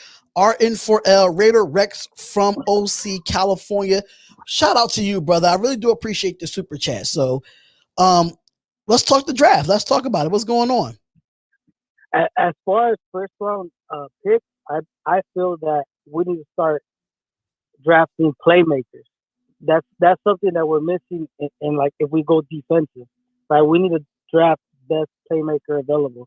Even though we still need a free safety, offensive tackle, we need somebody to make plays, man. I feel that I know Michael Parsons' stock is dropping. If he's not there, Trayvon Morris, we need a ball hog. We need some fumbles. Defense wins championships. I'm always excited every year, and I always get pumped up just to see how our defensive squad's gonna look like. That Raider mentality, having a bad defense, scaring opponents. That's what gets me going on Sunday, and we haven't seen it, right? So I did watch film on Trayvon Morig and Richie Grant. I had Trayvon Morig number 1, and then after watching Richie Grant, I had Richie Grant number 1. But I went back and rewatched tape, and I got Trayvon Morig back at that number 1 free safety spot. The only reason why I had him under Richie Grant was his tackling. Some of the film that I watched, his tackling wasn't there. Once new film came up, so I started re-auditing the film, and I noticed that he does know how to tackle. It's just sometimes he takes the wrong angles, but he does have a good solid hit on him, and that's coachable, right? The one thing you can't coach is being at the right place at the right time in the backfield. That's something that Richie Grant still needs to work on in regards to Trayvon Morig. But I like them both. I just feel that we need to start drafting playmakers with that number 1 draft pick. We need some playmakers. Right. We need playmakers on the defensive side that's going to be, especially at the safety position where we need ball hawking safeties that have instincts against the pass. And I think that's where the difference between Richie Grant and Trayvon Morig. So I think we have great tackling safeties in Carl Joseph and Jonathan Abram. I think we're just missing that ball hawking safety that has an IQ against the pass. That's what we're missing. And people like to say I'm down in Carl Joseph. I'm not. But his pass coverage IQ is not that great. I love him when it comes to, coming up into the box. Like, because, Yes, Jonathan Abram and Carl Joseph can feed off each other when it comes to tackling. If they could practice, if they could get better in the cover skills, and then you bring in a Trevor Morig, I think it would be a better situation. Them or Richie Grant. I just don't think Richie Grant is a first-round pick. That's my only issue because his recovery speed is the only problem that I have with Richie Grant. But every safety has their pros and cons at the end of the day. Yes, sir. And then after watching Gus Bradley's interview when he came into the nation, right, he's talking about drafting, right? Right. Drafting prospects. Everybody expects a prospect to come in and be matured day one. In reality, it takes time in developing those players.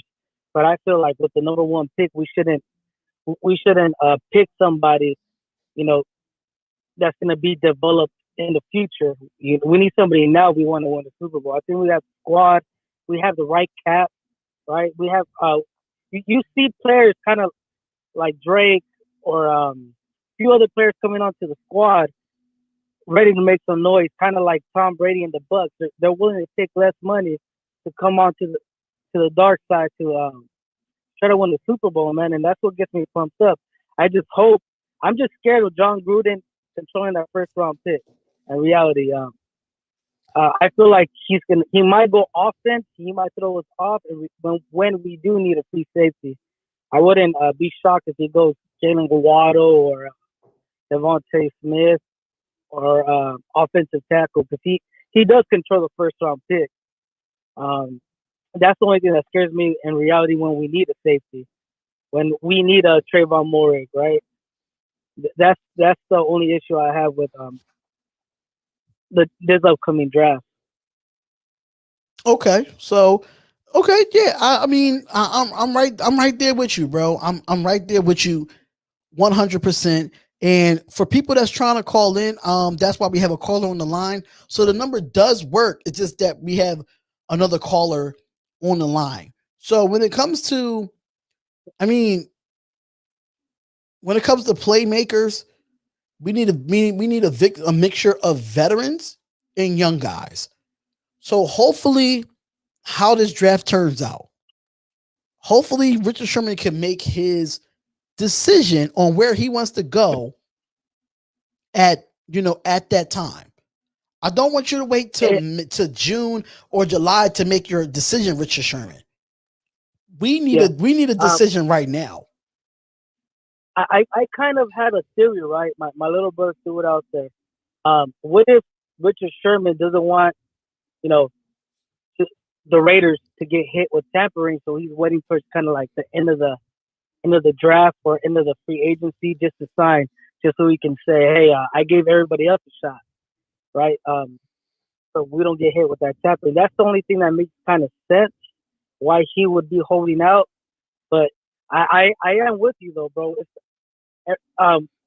since day one, since free agency, I thought we were gonna sign him, and it's just we feel like we're playing a waiting game, but we really don't know what's going on behind closed doors. And I'm gonna let you guys go. I pretty much hear that there's other callers. Thank you. Appreciate everything you do, Spotlight. You guys are you guys make my day every day at work when I get off. You guys hold it down for the Raider Nation. You, Graphk, Honcho, everybody, Sanjay T, Samoan Raider, all you guys, man. You guys are a huge blessing to the Raider Nation, and I appreciate you guys. Thank you so much for calling in, man. We really do appreciate the call in. I appreciate that. All right, brother. All right, thank you. Appreciate it for you calling in. And shout out to ISO Kali, man. Shout out to him for calling in into the show, man. I see that Raider Honcho has put out his mock draft, his first round mock draft, Las Vegas Raiders. So make sure y'all go check out that video. I am going to put my mock draft out tomorrow as well. So make sure y'all check that out when it comes to it. So what's going on, y'all? If y'all want to call up, we got 15 minutes left on the call-in show. So if you want to call up and say what you got to say and keep, say what you got to say, call up. I'm waiting for Ray the Tape to send me his link to his YouTube channel, man. Bernard, if you can find his YouTube channel, can you pass me over the link, bro? This, man, mind you, I'm not even home. I got my studio equipment in another spot right now. I have my studio equipment in another spot as we speak. And mind y'all, we almost less than 200 away from 5,000 subscribers, man. This has been an awesome ride, man. I just can't, I look horrible in that purple the other day. Listen. Don't judge me, guys. Don't judge me. Listen, I love the color purple as much as I love the silver and black. Listen, I was just out and about and I had to put that Carl Joseph stuff on, man. I had to put the Carl Joseph video on. Don't judge me. Don't judge me at all. But at the end of the day, man, that's just what it is. That's just what it is. All right. So we got a caller coming up. And thank you for calling the Spotlight Raiders Talk with Darian. Who is this and where you calling from? Oh, this is James out in Oregon. Hey, what's going on, brother? How are you today? No, I'm doing well. How about yourself, Darren? I'm doing good, man. I'm doing good. Love doing these Raider shows and talking with the fans and the supporters of the channel, talking Raiders stuff, man. So what you got for me today? Oh, I just wanted to talk about, I think we're in a position where it's not the same team that Carl Joseph was on before, and we got more depth all the way up front. That front seven's looking a lot better than it used to in the past. And when I look back at Carl Joseph getting beat in coverage with tight ends, I feel like he was still close, and he was close to making plays. A lot of times he's getting beat because of his lack of size, not necessarily because he's in the wrong place at the wrong time. And I think those windows, they're gonna shrink the opportunities for him to make mistakes, because he's going to have a better defensive line in front, a more experienced linebacking core. And I think he provides us that ability to be flexible in the draft. What do you think? So, I mean, when it comes to Carl Joseph, right? Like I just look at film when he was here before he left to go to Cleveland. Yeah. And we all knew that he was a tackling specialist coming out of West Virginia. I wasn't mad at the 14th pick going to get Carl Joseph, but did he exceed expectations here? No, because we thought that we were getting a cover safety, but at the time, he was young, he was a rookie, he had to learn his way. I'm not saying he's not a bad safety. I'm not saying that. I just think he just needs to improve on the cover skills because from what I saw last year, I think he was better with the Raiders in coverage before he left. But with the Browns, he didn't play that well. Yes, he had that one interception in the AFC divisional playoff. It wasn't against Patrick Mahomes. It was against Chad Henne. So, true. You know what I'm saying? I just feel like it needs to improve. I don't think we filled the free safety position. And trying to convert an Isaiah Johnson to safety is not the answer. Trying to get Carl Joseph. I like Isaiah. I like him out at corner. Yeah. He's got that body, that size, and this bump and bell coverage. I think he's going to do good, Isaiah Johnson. Right. So I'm not bashing Carl Joseph like Melvin Barlow keeps saying in the chat. He feel like I'm bashing him. I'm not bashing him. I just feel like it's an improvement. I just feel like we still need young players back there. Yes, we brought Carl Joseph back. Yes, he's a veteran, but you have to mix with young and veteran. So bringing in Trevor Morwick at 17, that would be our ball hawk at safety because we don't have a ball hawk safety. Abrams not one, and Carl Joseph's not ball hawking. I think Morwick's IQ in his eyes, where he knows the play is coming, he can get to the football sideline to sideline when it comes to coverage. That's all I'm saying.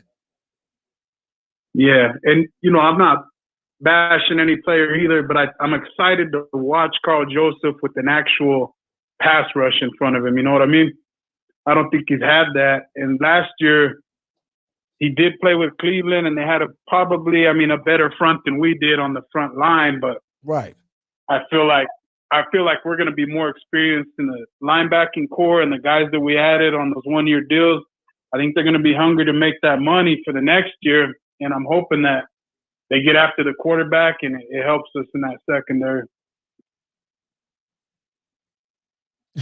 That's true. So shout out to Ricky Harrison as well. He said we upgraded from Eric Harris, so I could care less of how good or bad our KJ plays, but Eric Harris is gone. I'm happy. Yes, sir. No doubt. And you know what else I like spotlight is that now with KJ, we can get better with Morrig at 17, most definitely, but it gives us that ability to take the best playmaker, the best impact player with that first pick. I don't care. It has to be at the second level, either at linebacker or in the secondary. The second level and the third level of that defense is where we need impact players. I don't see us taking Barmore at 17. And it gives us that ability to say, hey, you know what? If the guys we have on our board that are the best impact players at the second and third level of the defense, if our favorite one's there, at the same time, it gives us that flexibility to say if the best impact offensive lineman on the board that we have is there at 17, we take him. Because now we got the depth to say we've got experience on the back end still with Joseph and Abram. We don't have to force it and take the player that – we don't have to reach, basically. We take the best impact player that falls to our pick at 17.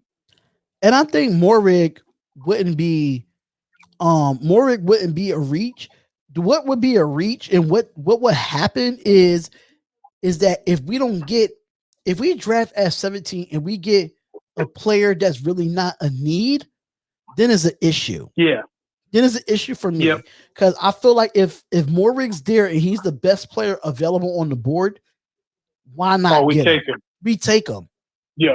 But if a best player on the board is not a need, I don't want the Raiders to reach. I don't want the Raiders to reach. Don't go get a tight end. Don't go get a wide receiver. Don't go get something that we don't need. We need something. We got to get this draft right. We have to get this draft right. Yeah, it's got to be, that impact, either safety number one, linebacker, or corner, any of those guys that can make a real impact that we believe in, or offensive tackle. And that's what it is. That's what we got to do at 17. But I'm with you on Morrig. I feel like he's our man if he's there. So Melvin Barlow says this. He says he don't think Morrig is worth a first rounder. Nobody else wants him in the first. Well, nobody else in the first really needs a safety. If you want to be honest, Not as bad as we do. we don't need. Listen, Yep. nobody else really needs a safety as bad as the Las Vegas Raiders. It's a fact. True. Yep. Raid the And tape. we can even move. I think Melvin is a troll. I think Melvin Barlow is a troll as well. I think he is. I think you might be right, Spotlight. Hey, Spotlight, I appreciate you putting the content out there and giving us this platform to chat and talk it up. And I really like this format, being able to call in and versus trying to do a live feed on the video and all that noise. Some of us older cats just like it better on the phone. So I appreciate that. Awesome, man. Thank you for calling up. I really do appreciate it, sir. You know it. Take care. All right, you too. All right, so that was, see, we got the OGs calling up. If you want to call up, we got what? We got another caller calling up right now. And thank you for calling the Spotlight Raiders Talk with Darian. Who is this and where you calling from? What's going on, brother? This is Albert from LA. What's going on, Albert? Albert, what's goody, my guy? What's up with you? Not much, man. Finally made it home, my dude. You finally made it home right before the phone lines was about to call. So, what you got for what you got for me today, man? What you got for me? I mean, like you said, we can't mess up this draft, man. We can't get that pick wrong because it's gonna set us back again. We can't reach and like the other caller dude that said Chucky's gonna. I don't know. Chucky always kind of messes it up. He falls in love with one player and he's gonna reach for him and he doesn't care what anybody else says. So I think we should take, if the best tackle isn't there, then we should take the safety. Those are the two biggest needs we have right now. A few years back when we drafted Midler in the first round, I was like, that's a shitty-ass fucking pick. But now as we see him over the years, he's a really good tackle. So I wouldn't be mad if we went out and got ourselves another tackle. Right. So like we said on the last call, you got to think about it. Like, if the Raiders go get the need that we need at 17, I don't care if it's what position it is. We still have to draft 7 more times in this draft. And I think we're going to address all of our needs. We're going to address it, but I have not seen I haven't seen a lot of teams that need a free safety more than us.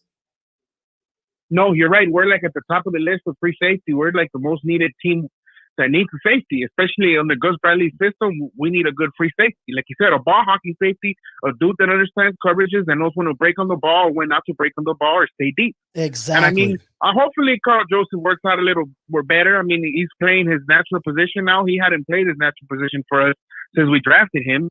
So hopefully he'll play some free safety and he'll do his thing, which I hope he does. I really like him, man. When we picked him, I said, okay, that's a good pick. That's a cool little safety. He hits hard. He has some coverage ability to leave him at his free safety position. But they never did. The caller said, you got Cortez. You got Cortez's on. Eddie Linto, I can't with you. Tezes. I do, actually. I got some Tezes on, some all black Tezes.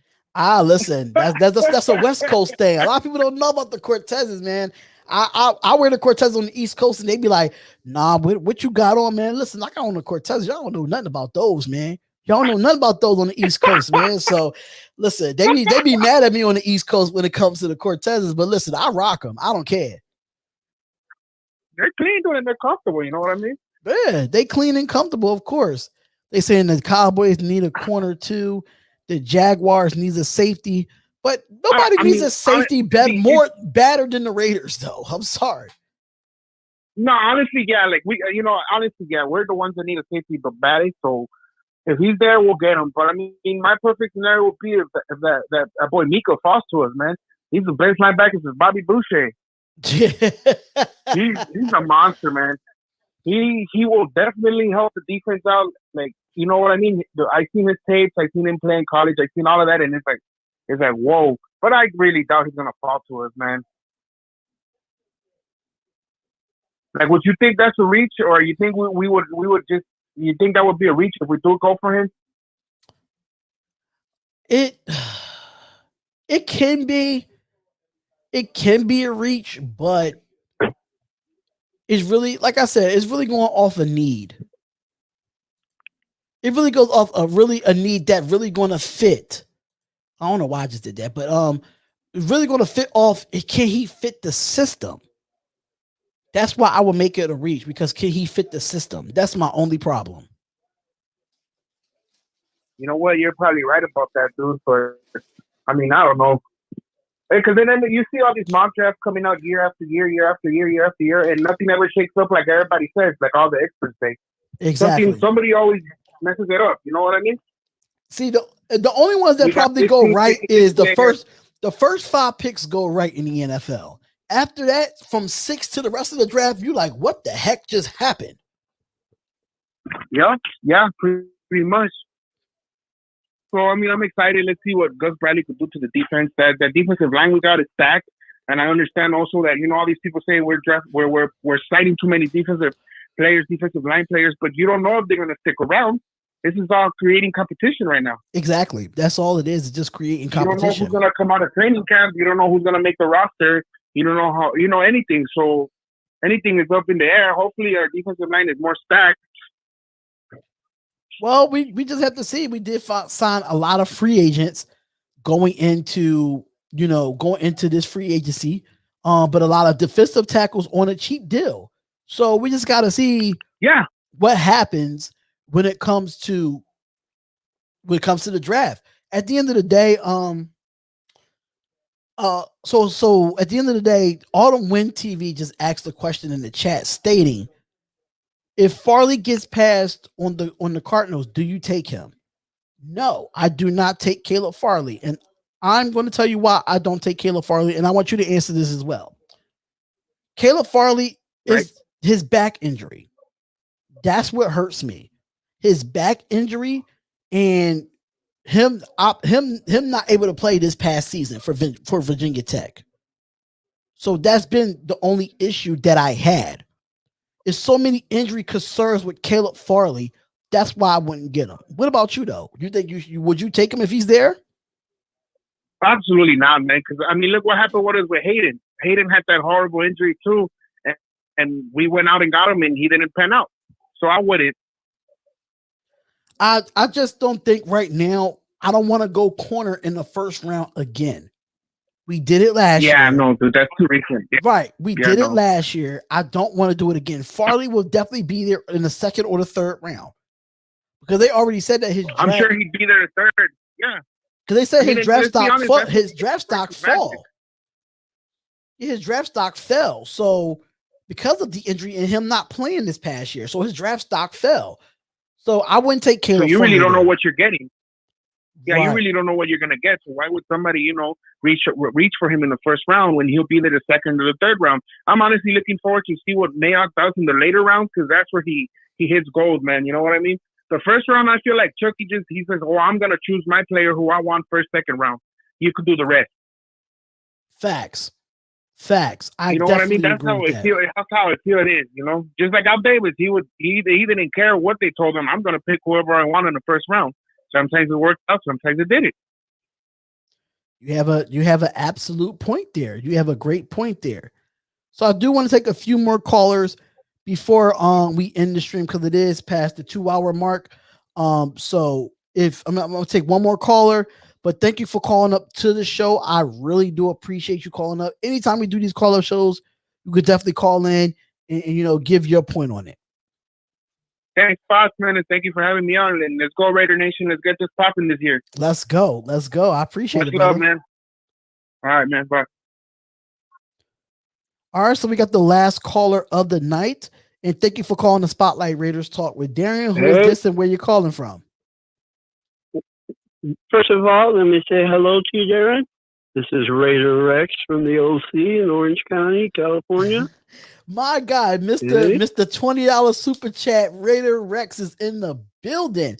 What's going on, brother? Man, you, like they say, you do a lot for the Raider Nation, so it's well deserved.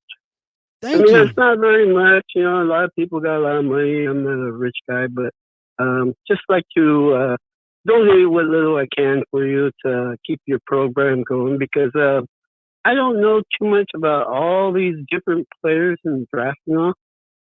So I kind of watch what you guys have to say.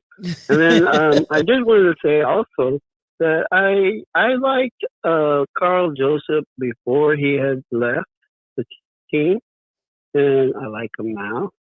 I thought he was good then, and then he went somewhere else. So it's like, all right, well, that's kind of a bummer, but life goes on.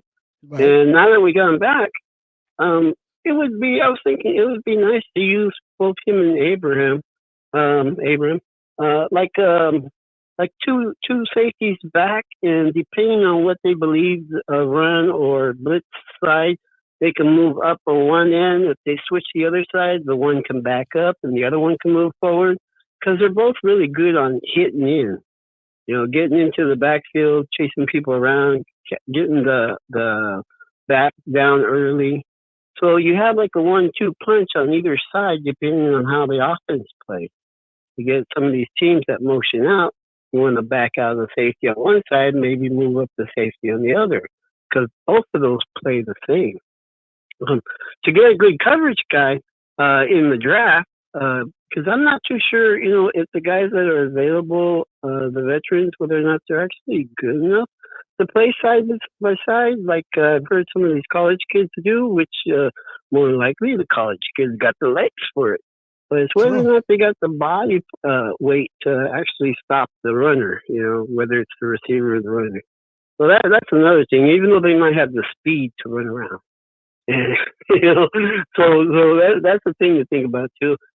Also too, I'm not sure what's going on with our lineman, the tackle we needed.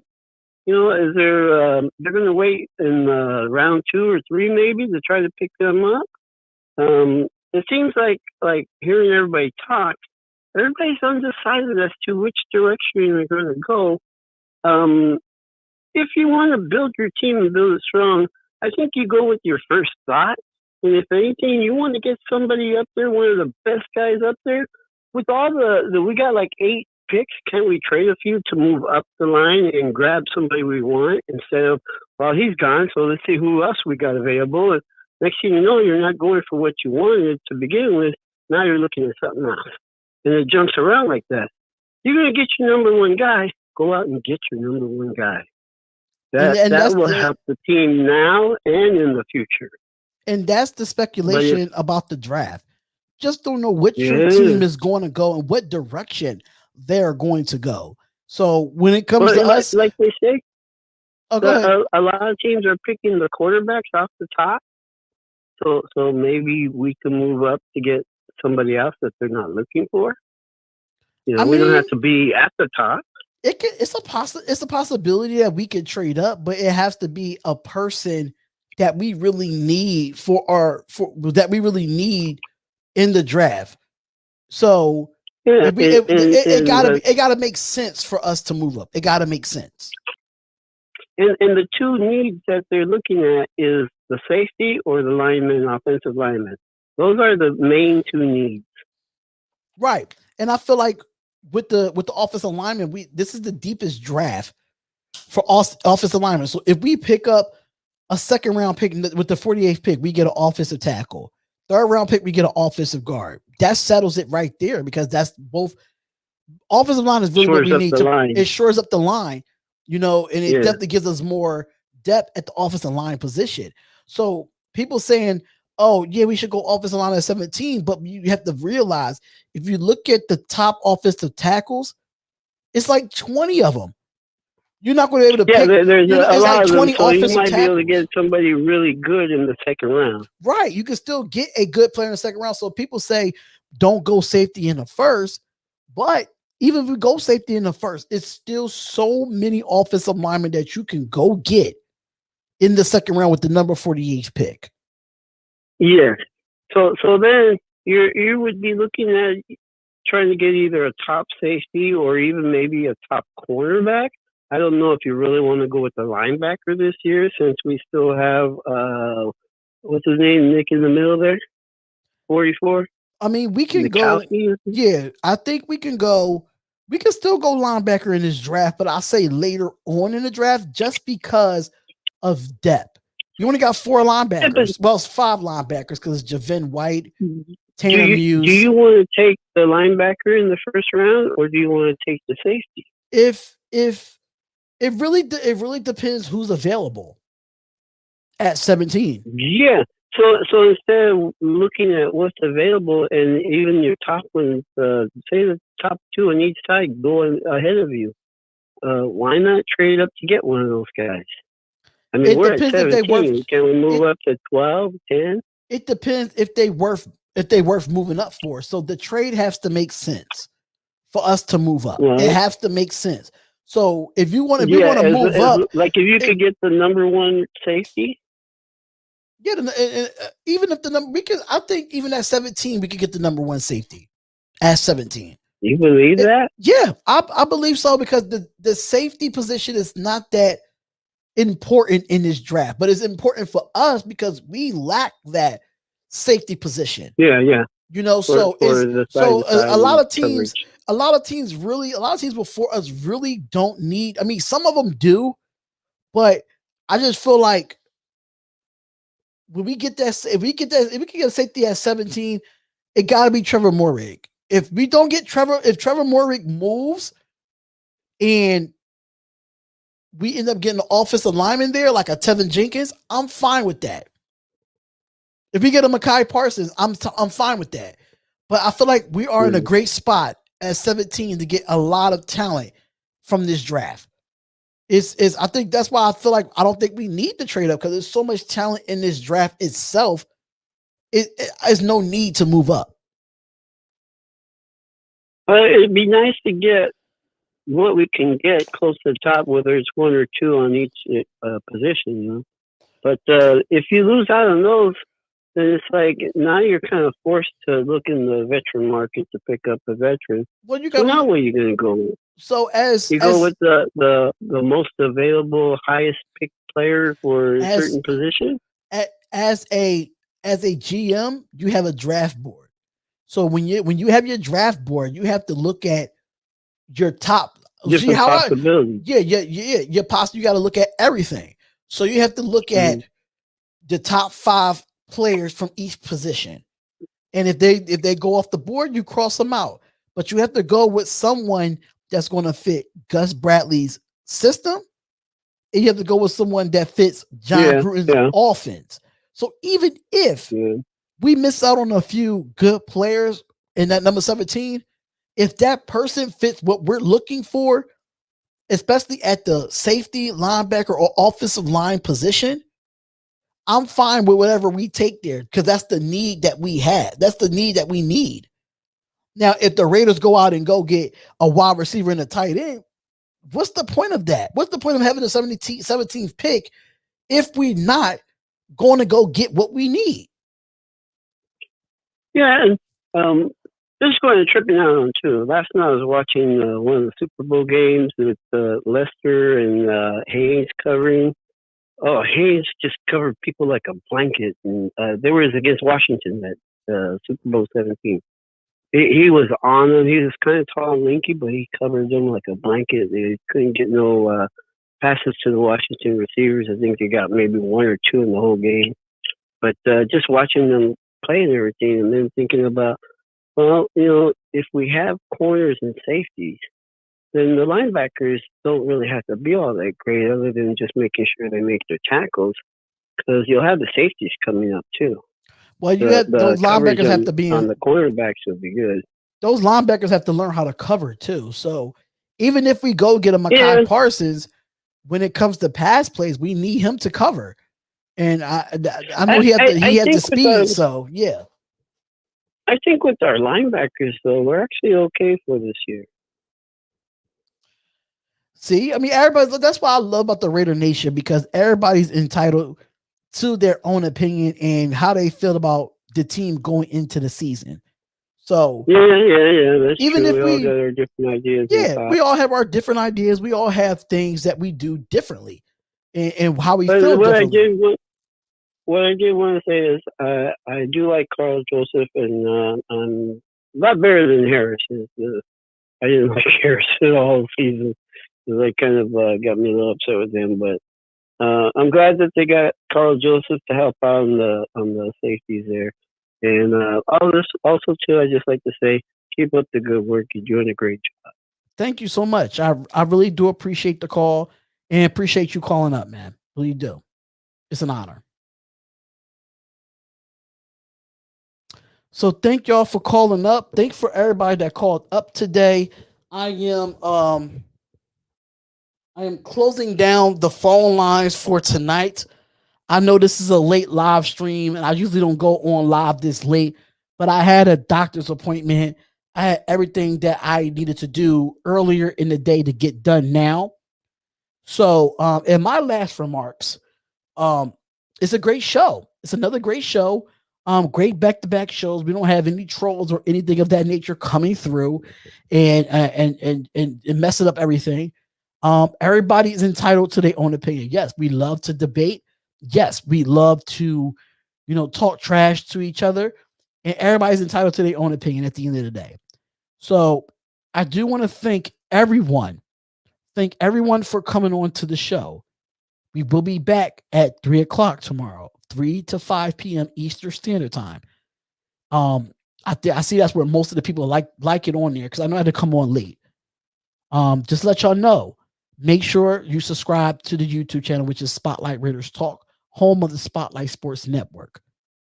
If you want to get a Baby Trent Brown t-shirt or any type of Spotlight Raiders Talk merch, make sure you go to spotlightsportsgear.com. Get your merch, because starting tomorrow, April 14th, Wednesday, April 14th, Spotlight Sports Gear will have 15% off on everything on the Spotlight Sports Gear merch, especially the Baby Trent Brown t-shirts.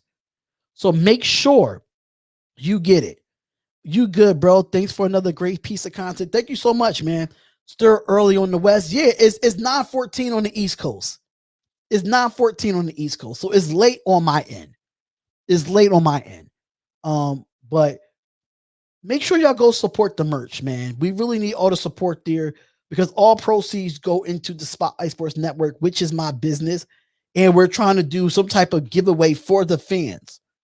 So everything that y'all purchase on the Spotlight Raiders Talk or on the Spotlight Sports Network, those proceeds is going to go back to y'all.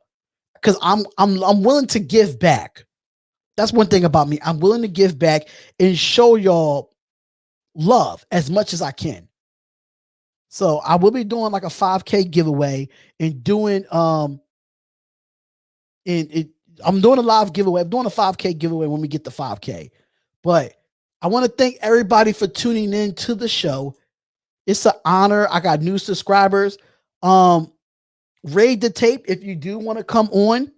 If you do want to come on the show and talk Spotlight Raiders Talk, let me know, man. Let me know. So make sure y'all follow me on the social medias, which is at the bottom of the screen. On Facebook, Spotlight Raiders Talk. On Twitter, Spotlight Art and Talk. And on Instagram, Spotlight Raiders Talk. Make sure y'all follow me on those social medias for all the latest news and developments on the Spotlight Raiders Talk. Thank y'all so much, man. It's been a very humbling feeling to have so much support from y'all. I love y'all. And I know Doc's probably going to go live tonight as well. Joku might go live tonight as well. Support those guys. Support every Raiders YouTuber out there. Support them. I know sometimes I can hop in and hop out, but support them. Raider Honcho, Samoan Raider, Sanjit T. We got some smaller YouTube channels out there. Raid the Tape. Make sure y'all go follow him. Andy, Raiders Football Talk. That's my guy. Definitely hit me up on IG at Spotlight Raiders Talk. I talk to everybody. I might not respond in a timely manner, but I do respond. But I don't know who this calling in, but there's no more.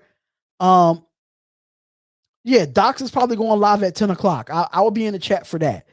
But salute to y'all. Thank y'all so much for tuning in. I'm out of here, y'all. It's the Spotlight Raiders Talk. Comment, like, and subscribe to the channel. Peace, love, and happiness. And I will see y'all at 3 o'clock Eastern Time tomorrow. Peace out, blessings, and go Raiders.